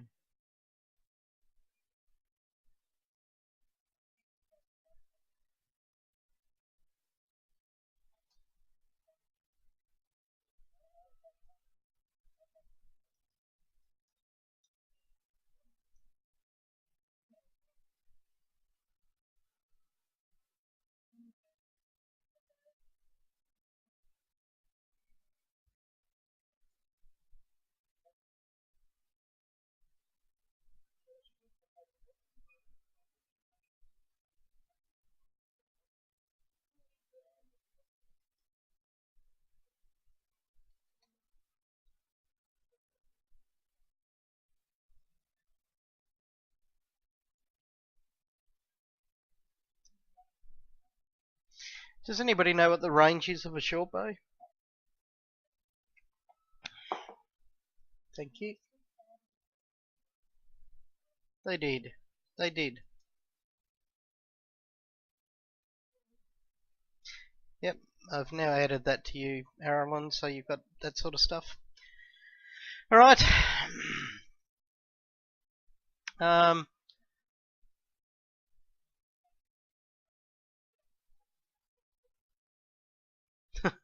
No, there isn't. You can yeah, here and there you hear the sounds of battle steel, clanging swords. You can hear the town guard calling out for support, and there's the shrieking and singing goblins echoing through the streets. But the festival itself, most of the citizens have fled. One or two goblins remain scavenging food, but most lay dead, among with a few unfortunate citizens. And then you hear a loud sound of barking and screaming from the north.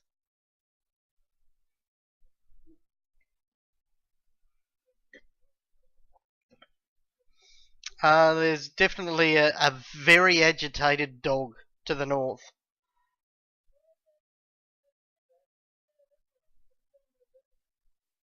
Okay, so...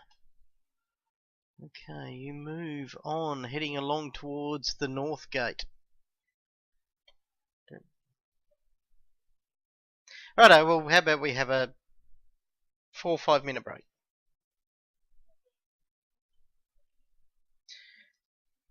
I'll pause the recording.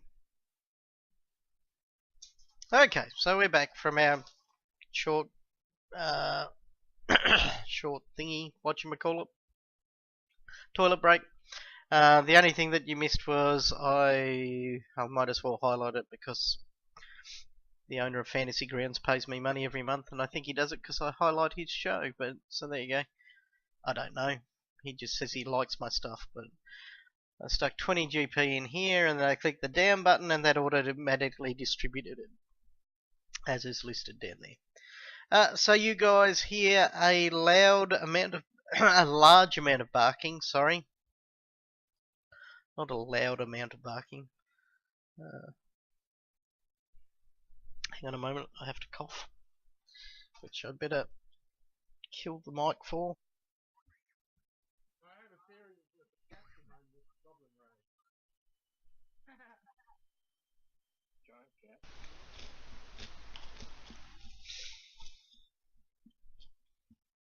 Okay, so now you rush off towards the north gate where you hear loud barking coming from.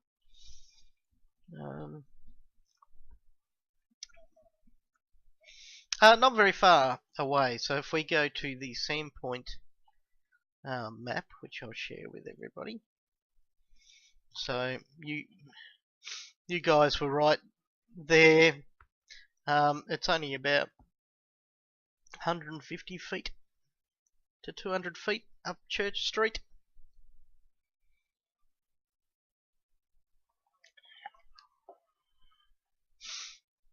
So you go rushing up towards that way. It only takes you less than a minute to run up, and you see this circumstance. Hang on. If I get everything ready before you see the map, then you'll see exactly what's going on.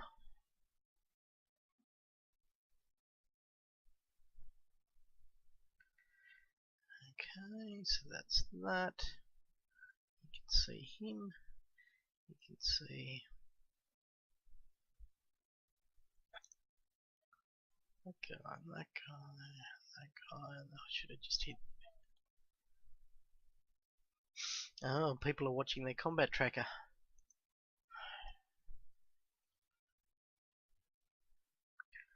Okay.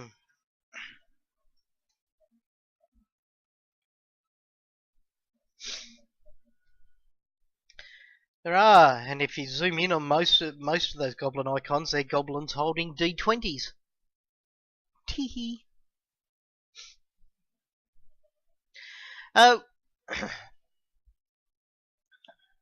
Okay.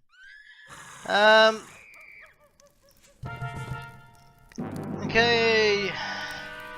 Just east of the White Deer near Sandpoint's north gate, a goblin commando mounted on a goblin dog stands over the.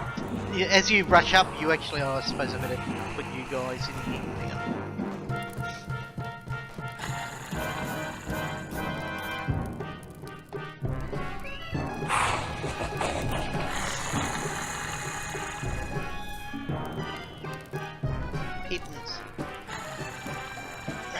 Okay, so just as you reach that point there, you see the Goblin Commando who's sitting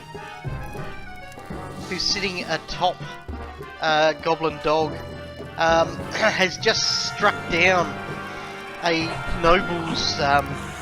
You see this guy laying in the ground, Alden Foxglove. His dog, which seems to have been a. What's one of those big dogs? Yeah, Mastiff. Has just been struck down by the Commando's horse slicer. And you see he's just about to advance on the noble, who raises his arm in defense. You guys have a free round.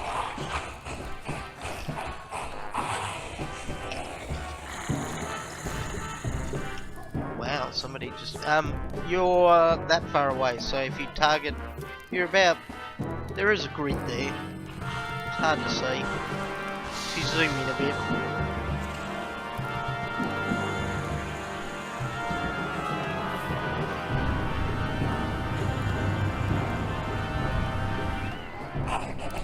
Done. So you're about 10, 20, 30, about 40 to 50 feet short of Alden.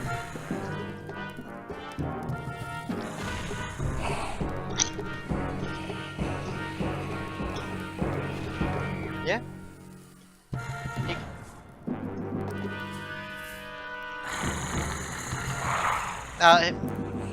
He's a local noble.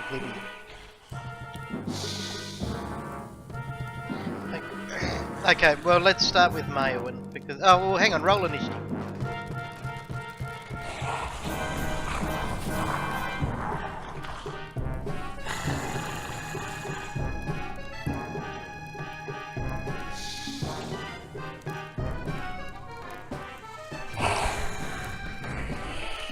On the right hand side you'll see a little red dot with a dragon in it. Well, I do. Maybe not if you can't see that, because that's where I open your character sheet from.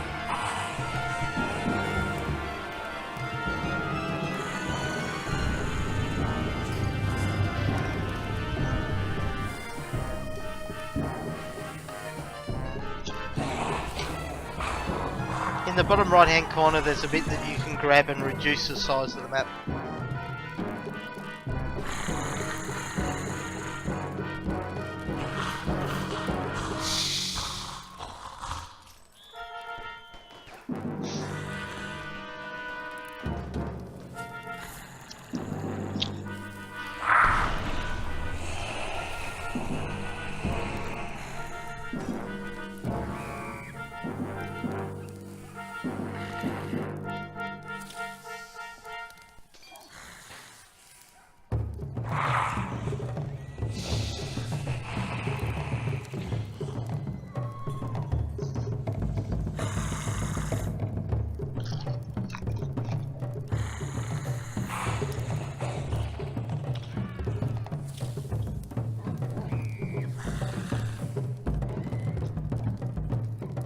He is.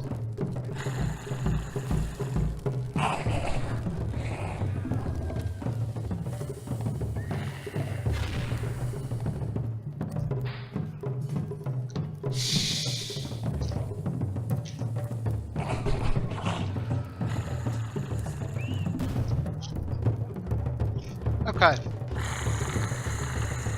Merwin, you're up first.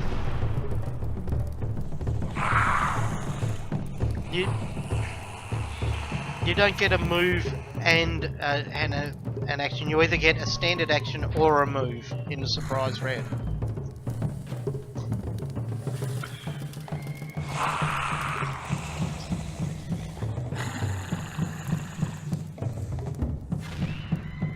At the goblin dog or the goblin on the dog?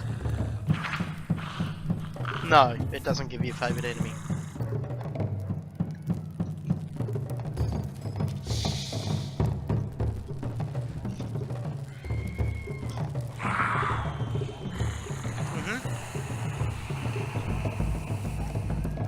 Okay, but it just told me that you shot at Arvin Guilt. That shot would have missed. No, that shot would have missed, but...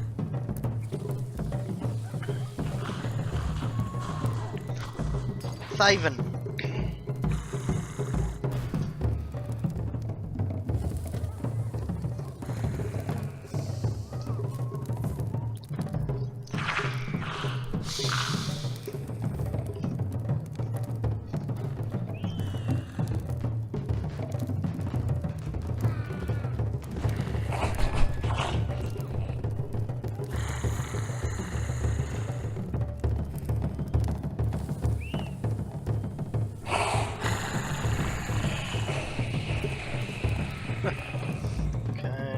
Through them because they're unaware, or they're not quite unaware anymore. Arvin.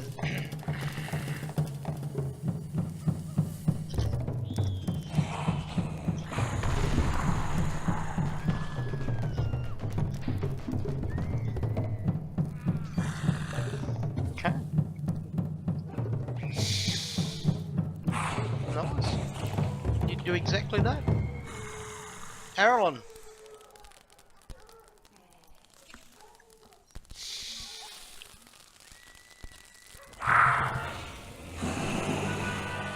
Is the commando. I've targeted him for you. I've already done it for you.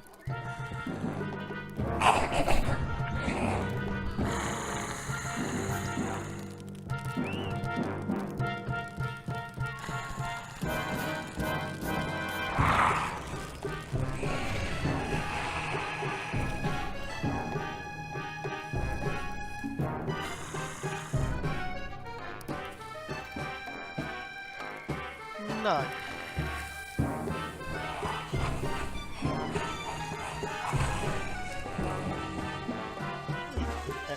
Natural one, roll again.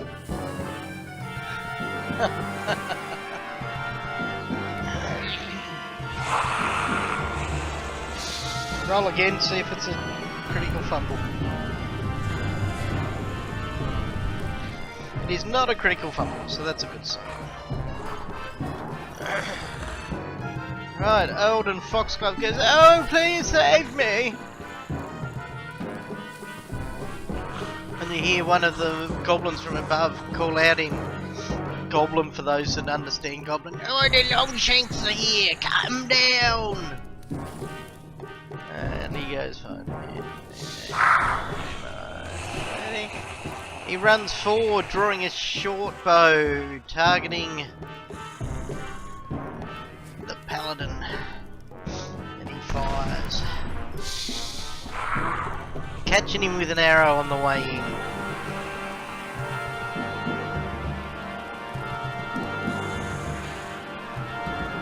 Couple of points of damage to the Paladin. Maelwyn.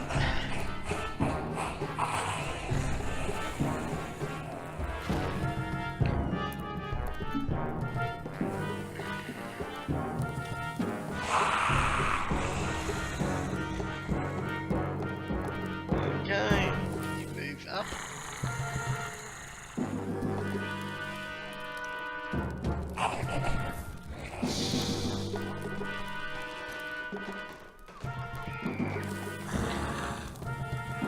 Possibly.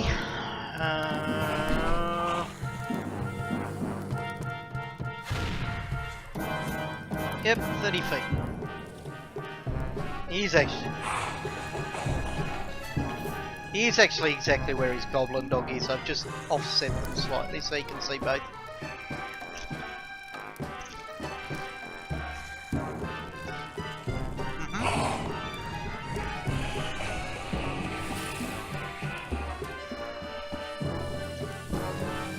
Whizzing over the goblin dog. Haven.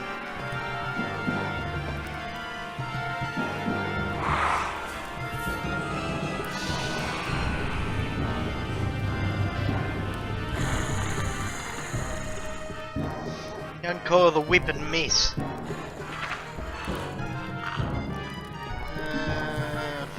10, 15, 20, 30. He moves to there, targeting the whip-wielding Thaven with his short bow. Ow, with a critical hit. Oh, crit.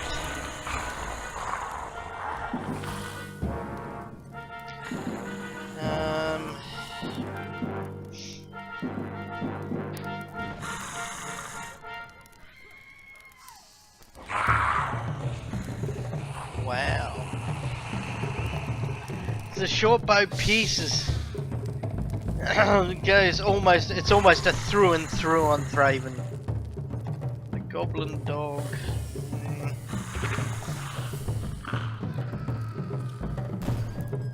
Nashes moves temporarily forward and bites out at Foxglove, biting his arm.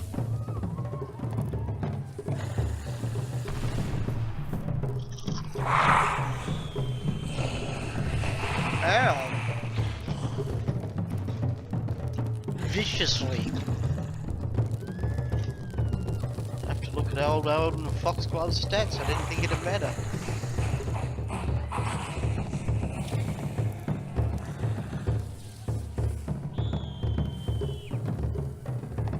He does, but it was a fairly vicious bite. And he lets out a wail in foppishness. Oh no! The bite, it burns! And you see the goblin commando atop the goblin dog targets Maelwyn with a short bow. Bring them down, ranged first.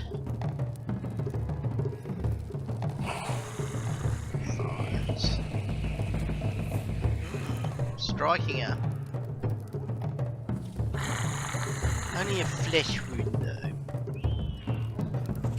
Apparently all of my goblins have become British. Arvin.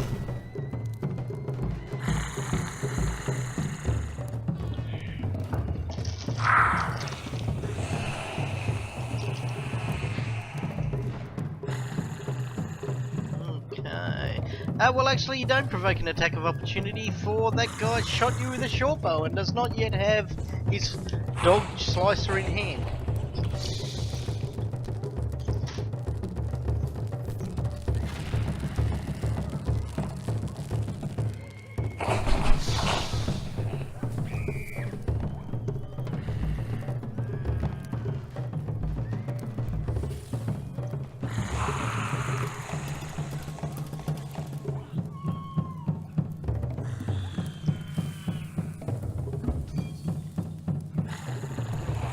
Okay, before you roll damage on that, the Goblin Commando has mounted combat.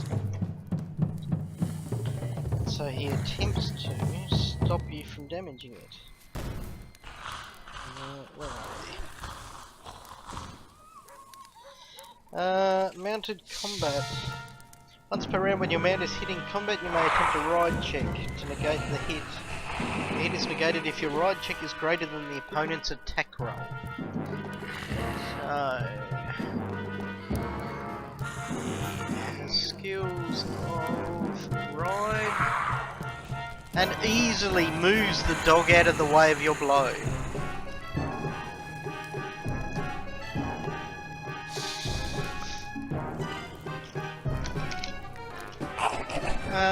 It's just a once per round free action, I think.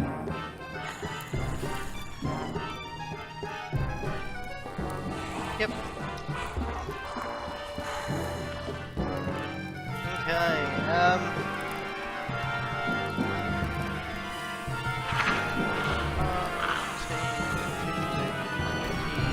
25. Goblin runs in towards Arvin, drawing out his horse slicer. I mean his dog slicer. Something slicer. He strikes at Arvin for the cheek it's striking at his commando.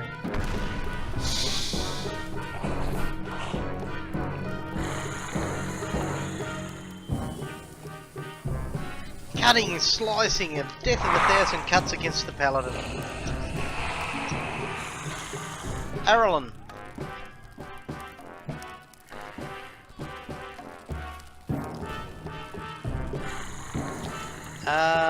Yes, so you'll want to hit Goblin 1 or Goblin 3.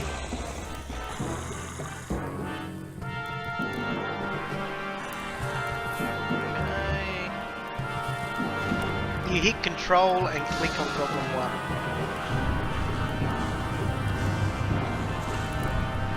Yep, perfect.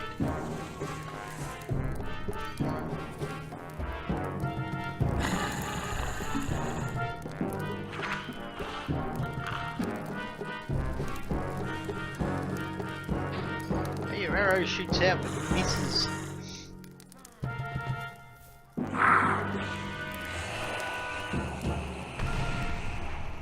Okay, give me a click down unless you're moving at all.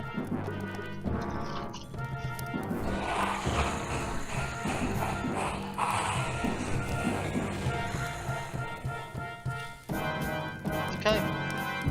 Alden ducks 5 feet behind and cowers behind Arvin. Please, please save me!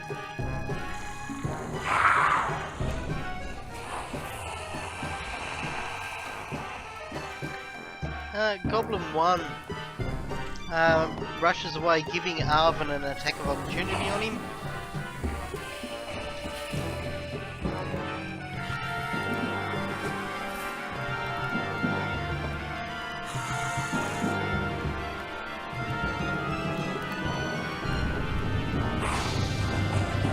Misses, he drops his short bow, grabs out his dog slicer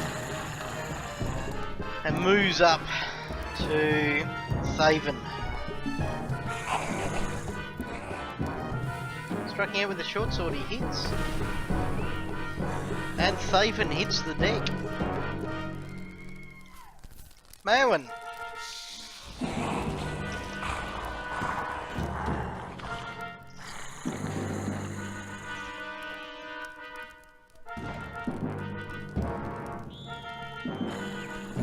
You can attack Goblin 1 without a penalty this round.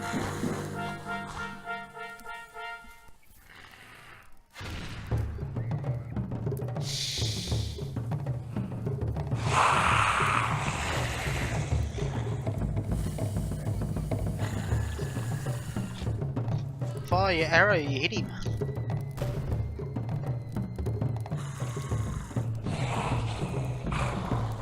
Heavily wounding him.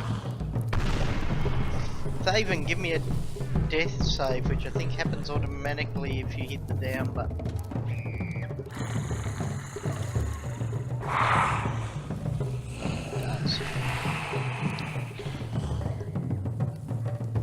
Okay.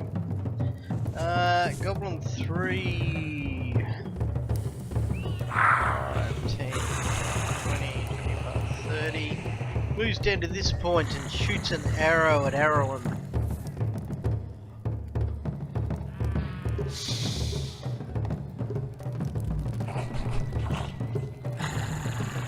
Striking him. Arrow sinking in, doing a small amount of damage. The goblin, Arlen, you. Okay, the goblin dog bites at Arlen, missing, and then darts backwards. You don't have attacks of opportunity or anything like that, or lightning reflexes. Combat reflexes, okay, moves out to there. The goblin commando then draws his bow and fires at Maewyn. Okay, striking her.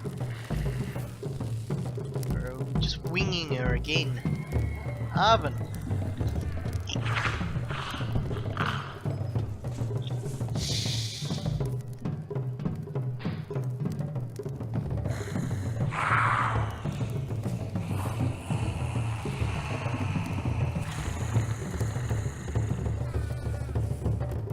Yeah, bow, just 1 point of damage.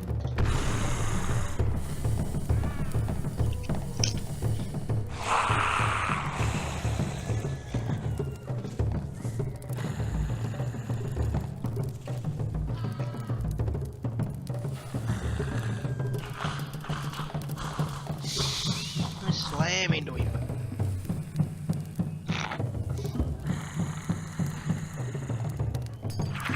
Devastating wound. Possibly, had you been more finesseful with your weapon, would have taken him down, but it's not to be.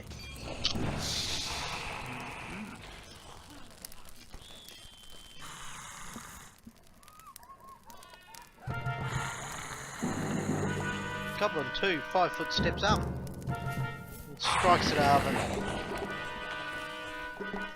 Don't run away, Longshanks.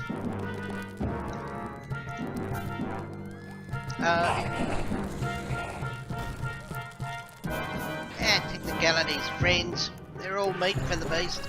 Arlen.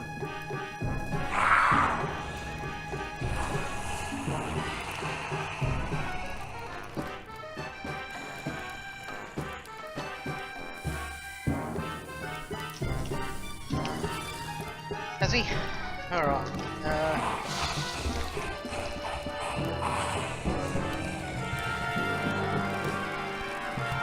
Let's say that Tom... Yeah, that's not going to happen. Let's say that Tom targets the one that shot at him last round, I imagine. That guy there. Oh. He rolled the attack. And hit. That was Tom, by the way, not me.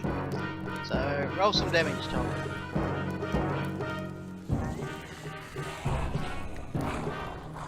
Damage.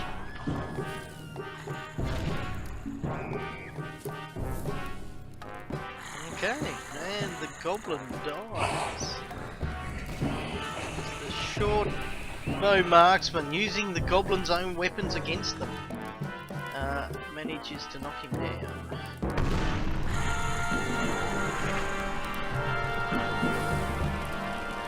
Okay, that brings us Alden sort of crawls off towards these bushes somewhere. Please save me! And he looks across at Mayo and he goes, please, beautiful lady, save me!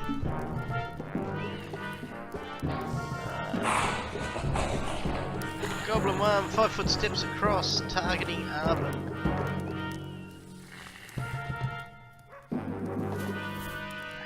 Swings his dog slicer. Wow, narrowly being deflected by Arvin's skill.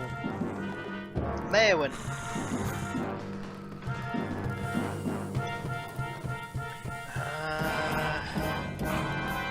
Who were you firing at? Goblin 1? No, he's now in combat with Arvin, so you need the -4 to be applied.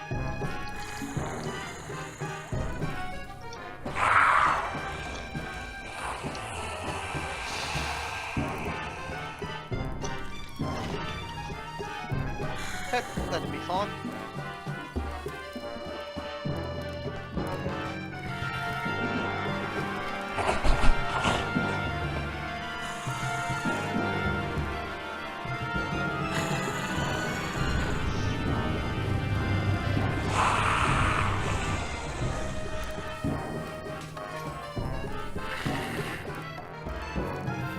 Strike him with an arrow.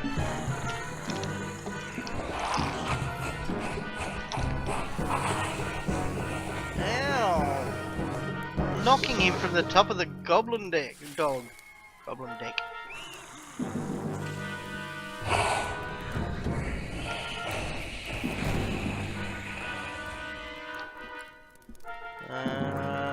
Saban continues to lose blood as Deb's out. The goblin dog now rushes forward and attempts to bite Arvin.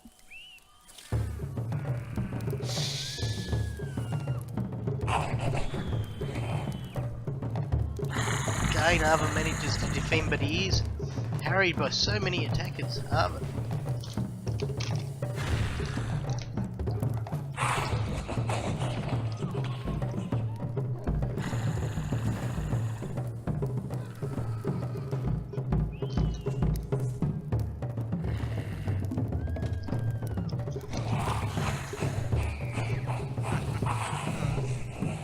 Of course you do. This goblin moves over to Maelwyn.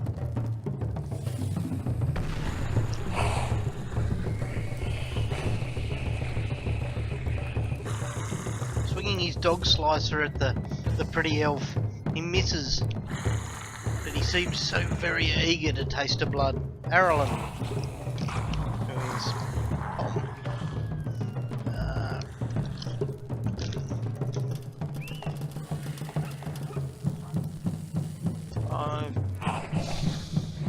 No, we can't hear you.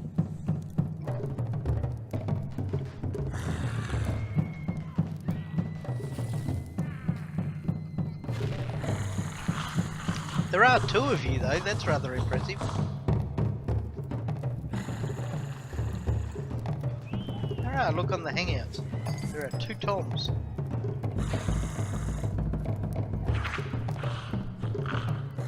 It's like they're twins. Oh, one went away.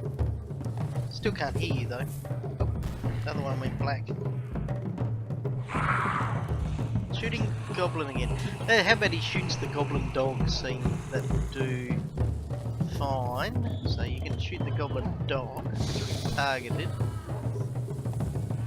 And let's, oh, he's rolled, nat 20. Oh no, and bang, now roll some damage, you can get critical damage onto it.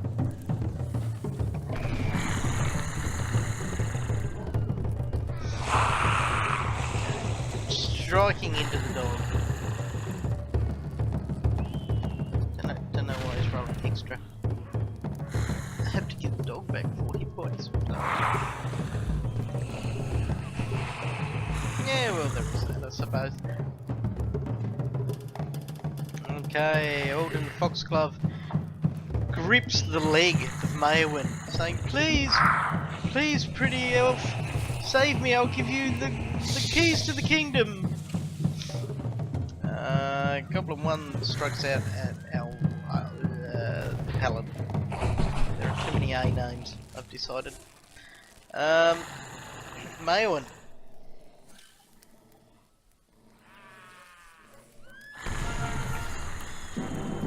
Well you are engaged in contact with him, yeah.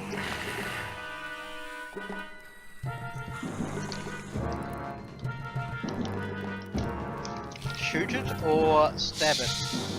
Shooting it would be very foolish because it will attract an attack of opportunity. Okay, you drop your longbow. Draw out your longsword.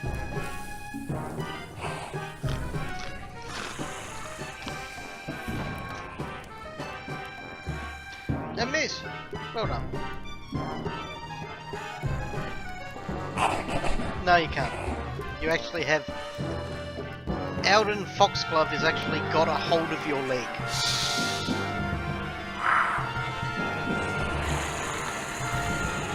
You can free your leg of him as a move if you want to do that. Okay, so Saban, hit the down button for us, see if you die. Well, still on low combat. Ah, you become stable. Yay! Okay, the goblin dog rushes forward. Oh, I think we can hear Tom now, because I can hear me. Yep. Right, and it runs forward and tries to bite Arvin. Missing. Arvin.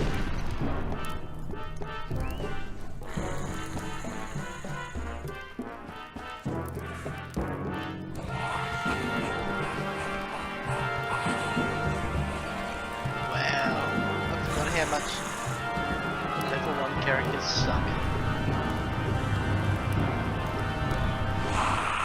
No, then Goblin 2 attacks back at Mayowen. He's horse slicer or dog slicer or some kind of animal slicer. Missing horribly. Arlen. You can.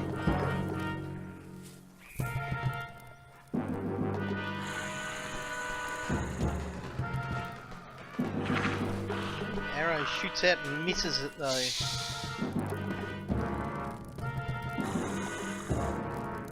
Indeed. And then Alden again reclaims his grip on Mayowen's leg. Don't leave me! Don't leave me, he says.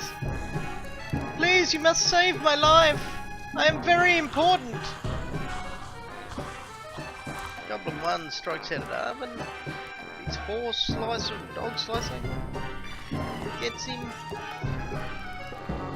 Oh, nasty blow, bringing Arvin close to mortality. Mayowen.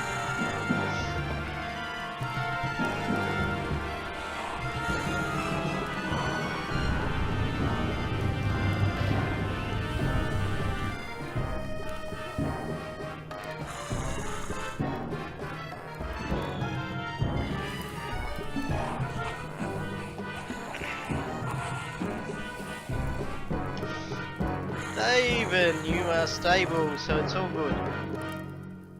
Goblin dog, he darts forward. Actually, no, he just moves to the side. He decides to attack Mayowen.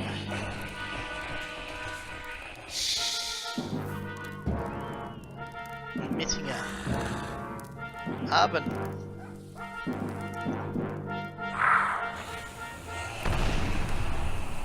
Don't see why not. Oh, in there.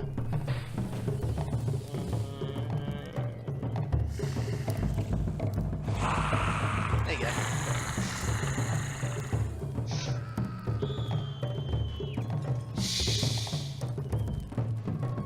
Yeah, that's what I thought. But where did you want to go? Yeah.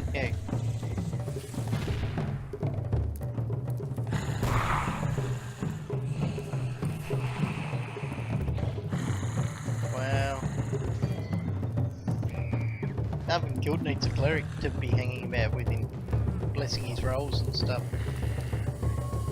Right, Goblin moves to there. Actually, moves to there, 5 foot step, and attacks Mayowen, striking her. A few points of damage to her. Arlen.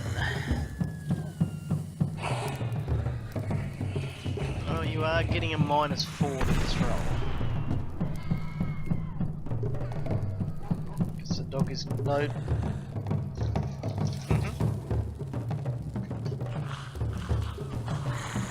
17, which becomes 13, which is what's the goblin dog's AC?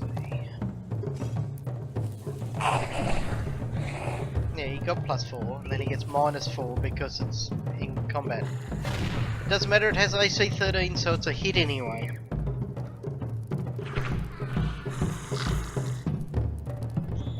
Roll some damage. Yep. Yep.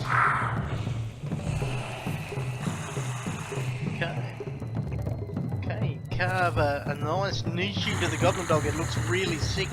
Staggers a bit from the blow. Hit the damn button for me.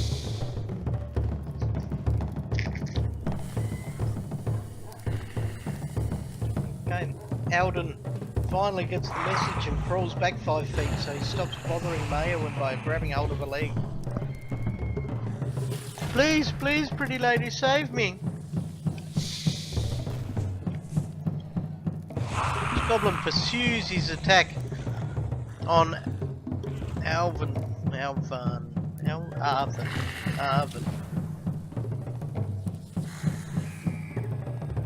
Arvin deflects the blow with his armour. Mayowen.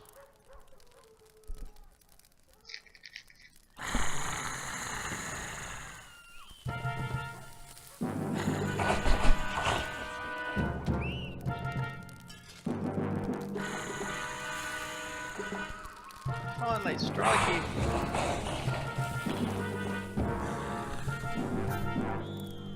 Well done.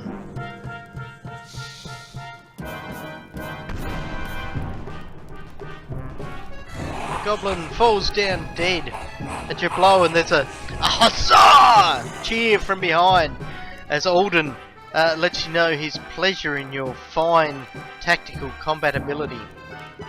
The goblin dog moves out to there and then to there, seeing a chance to get flanking.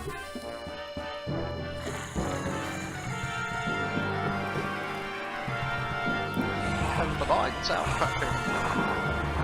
Oh, with a natural 20, this is a crit not confirmed, but it is a hit. And Arvin falls down to the ground, wounded and dying.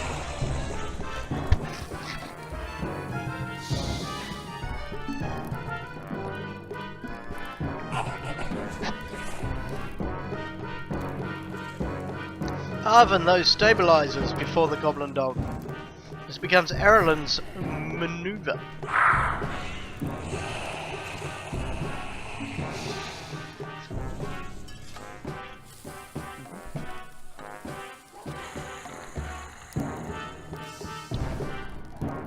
Sounds like a plan.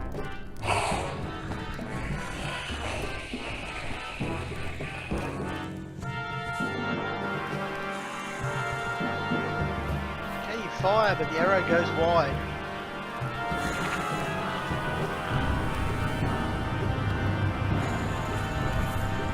Alden calls out, "Quick! Beautiful woman! Press your advantage! You are obviously a far superior warrior to the rest." 10, 15, 20, 25... And this goblin runs all the way down and attacks young Arlen with his horse slicer. Mayowen.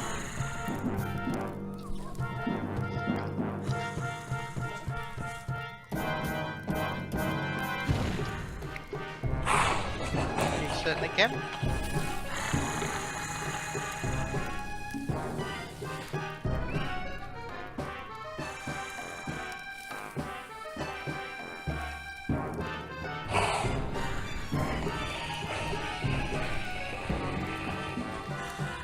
That's a hit. It's a hit though.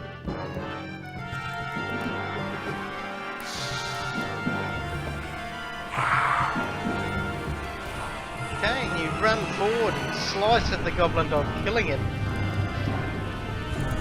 Favor Arvin do nothing. Error.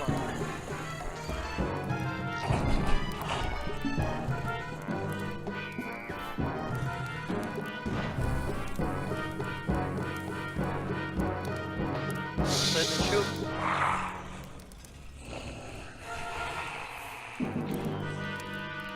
Strikeout missing. Twice. The goblin ducks under your blows. He floats like a butterfly and hopefully stings like a bee.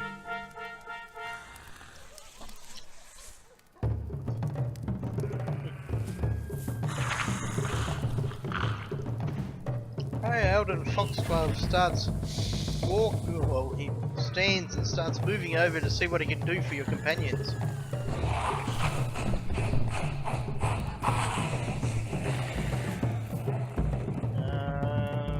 The goblin strikes at an arrow on missing. Lady, it appears that your gnome needs assistance, says Foxglove as he walks past you.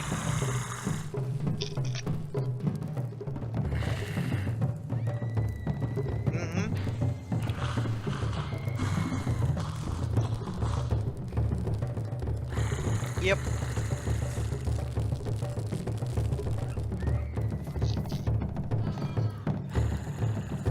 That doesn't matter. Nope.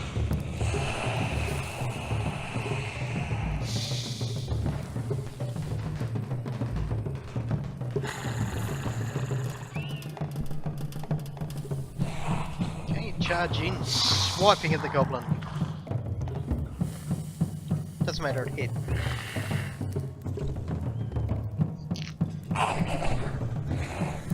And you slice its head from its shoulders. Okay, well done.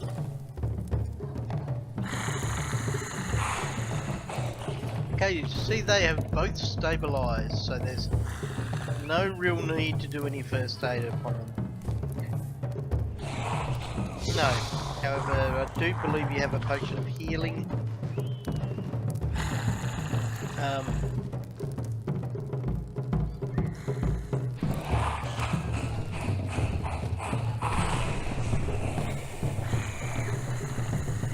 Okay, so do you pour that down the paladin's throat?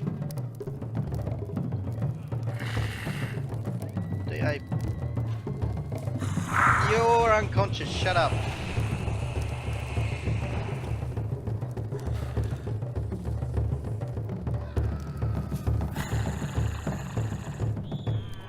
You find on the Goblin Commando though, or the Alden Foxglove finds on the Goblin Commando and he wanders up with it. Could this be any assistance, my beautiful fair maiden? He says as he hands you out a glass bottle, stoppered with a cork, slightly deeper blue than the one that you're pouring down the paladin's throat.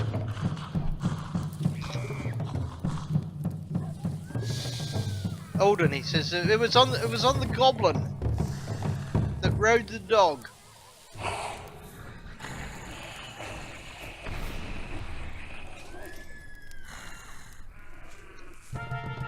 The paladin heals 7. Paladin heals 7. Where's your damage?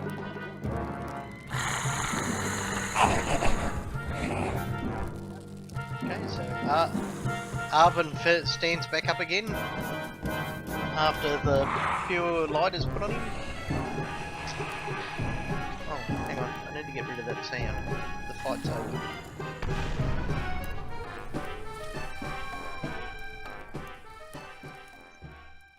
Yes, 2d8 plus 2. It heals. Sure.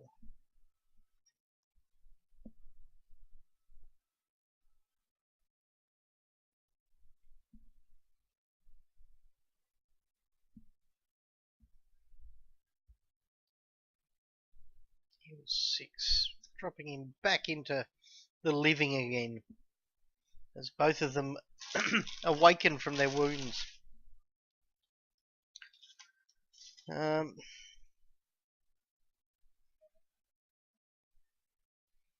Um,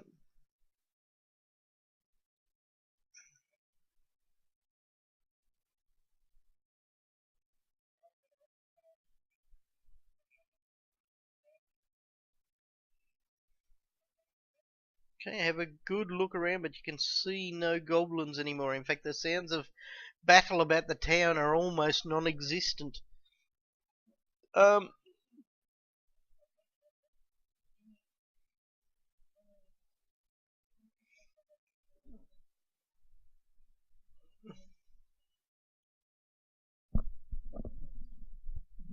mhm. But who's counting?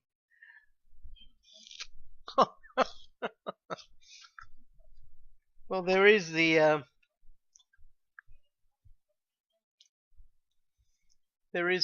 potion of cure moderate wounds, which you just fed. Um, another short bow with arrows, a very nice horse chopper, which means it's a pretty crap weapon. Um, Foxglove himself is gushing over you. Oh, thank you so much for saving me. Without your help, oh, my name is Arden Foxglove, by the way, he says, and he gets down on one knee and he kisses your hand gently, Maelwyn. Yours is?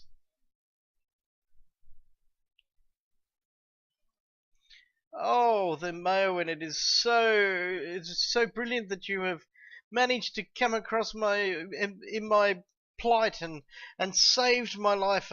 I, I I must return to the inn that I'm in, the Rusty Dragon Inn towards the south of town. I'll be staying there for a few more days.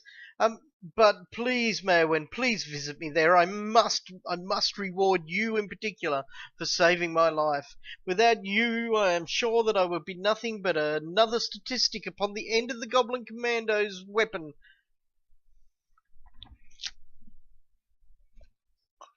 No, no, no, no, no thanks needed. Such a beautiful lady.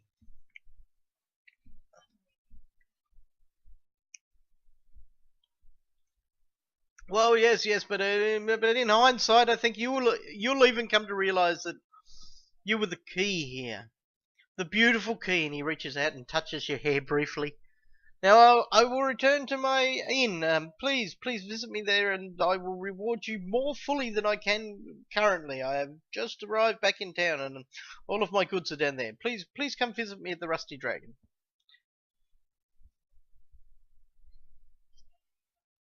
And he rushes off south.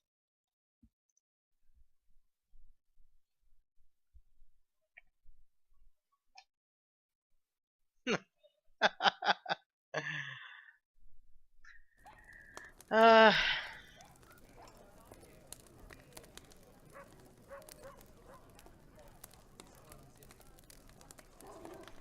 you see that many of the other goblins are fleeing past this way, being chased by town guards, etc. You help them clean up a few of them, but many of them even leap off cliff faces just to get away from the people. Um, Capture a couple of the goblins, and they're interrogated, but all they can say is, who set you up for this? And they went, oh, there was some leader, and he goes, who was it? And he goes, oh, it was one of you Longshanks. Um, but they can't come up with anything other than that because it was a secret mission and it was secret, so they didn't know. You Longshanks was the leader. Was one of the you Longshanks.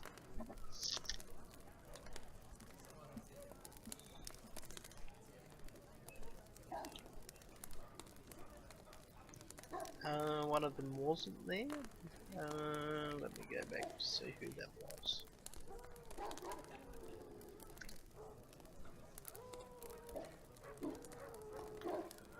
It was Lonjiku Kaijitsu.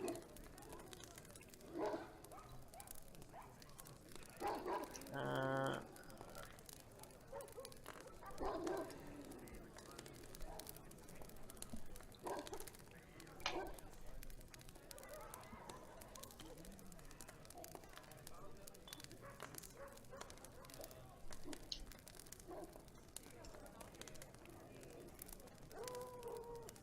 No.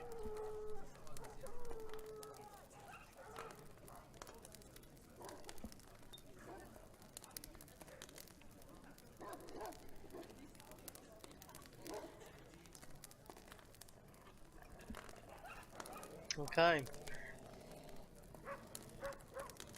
Right, you return. The priest is still cleaning up sort of things, and he says there's plenty of time for this sort of discussion before, and he prays to Desna again.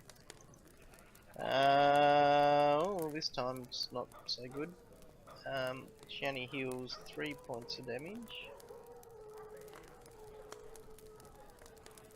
But then he will do a Cure Light Wounds on Thaven and Arvin. On Arvin he heals 5, bringing him back to full. And on Thaven he heals 8, bringing him back to full. Which leaves Mayowen the only one damaged. She'll heal at least, she'll heal almost all of the back. Hang on, let's see. Do you actually gain a level after this?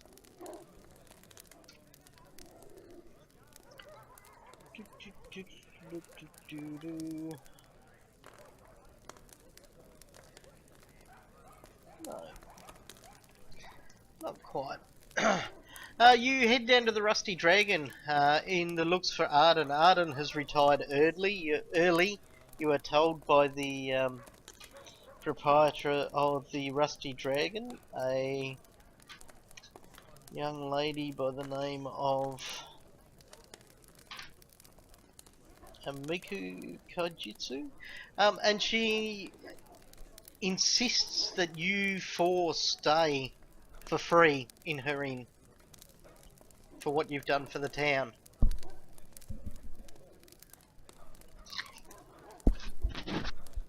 Okay, which we'll start with next fortnight when we meet again, because that's pretty much where we were designed to get to tonight. It is. Right. We'll wave bye-bye to our fine viewers. Bye-bye.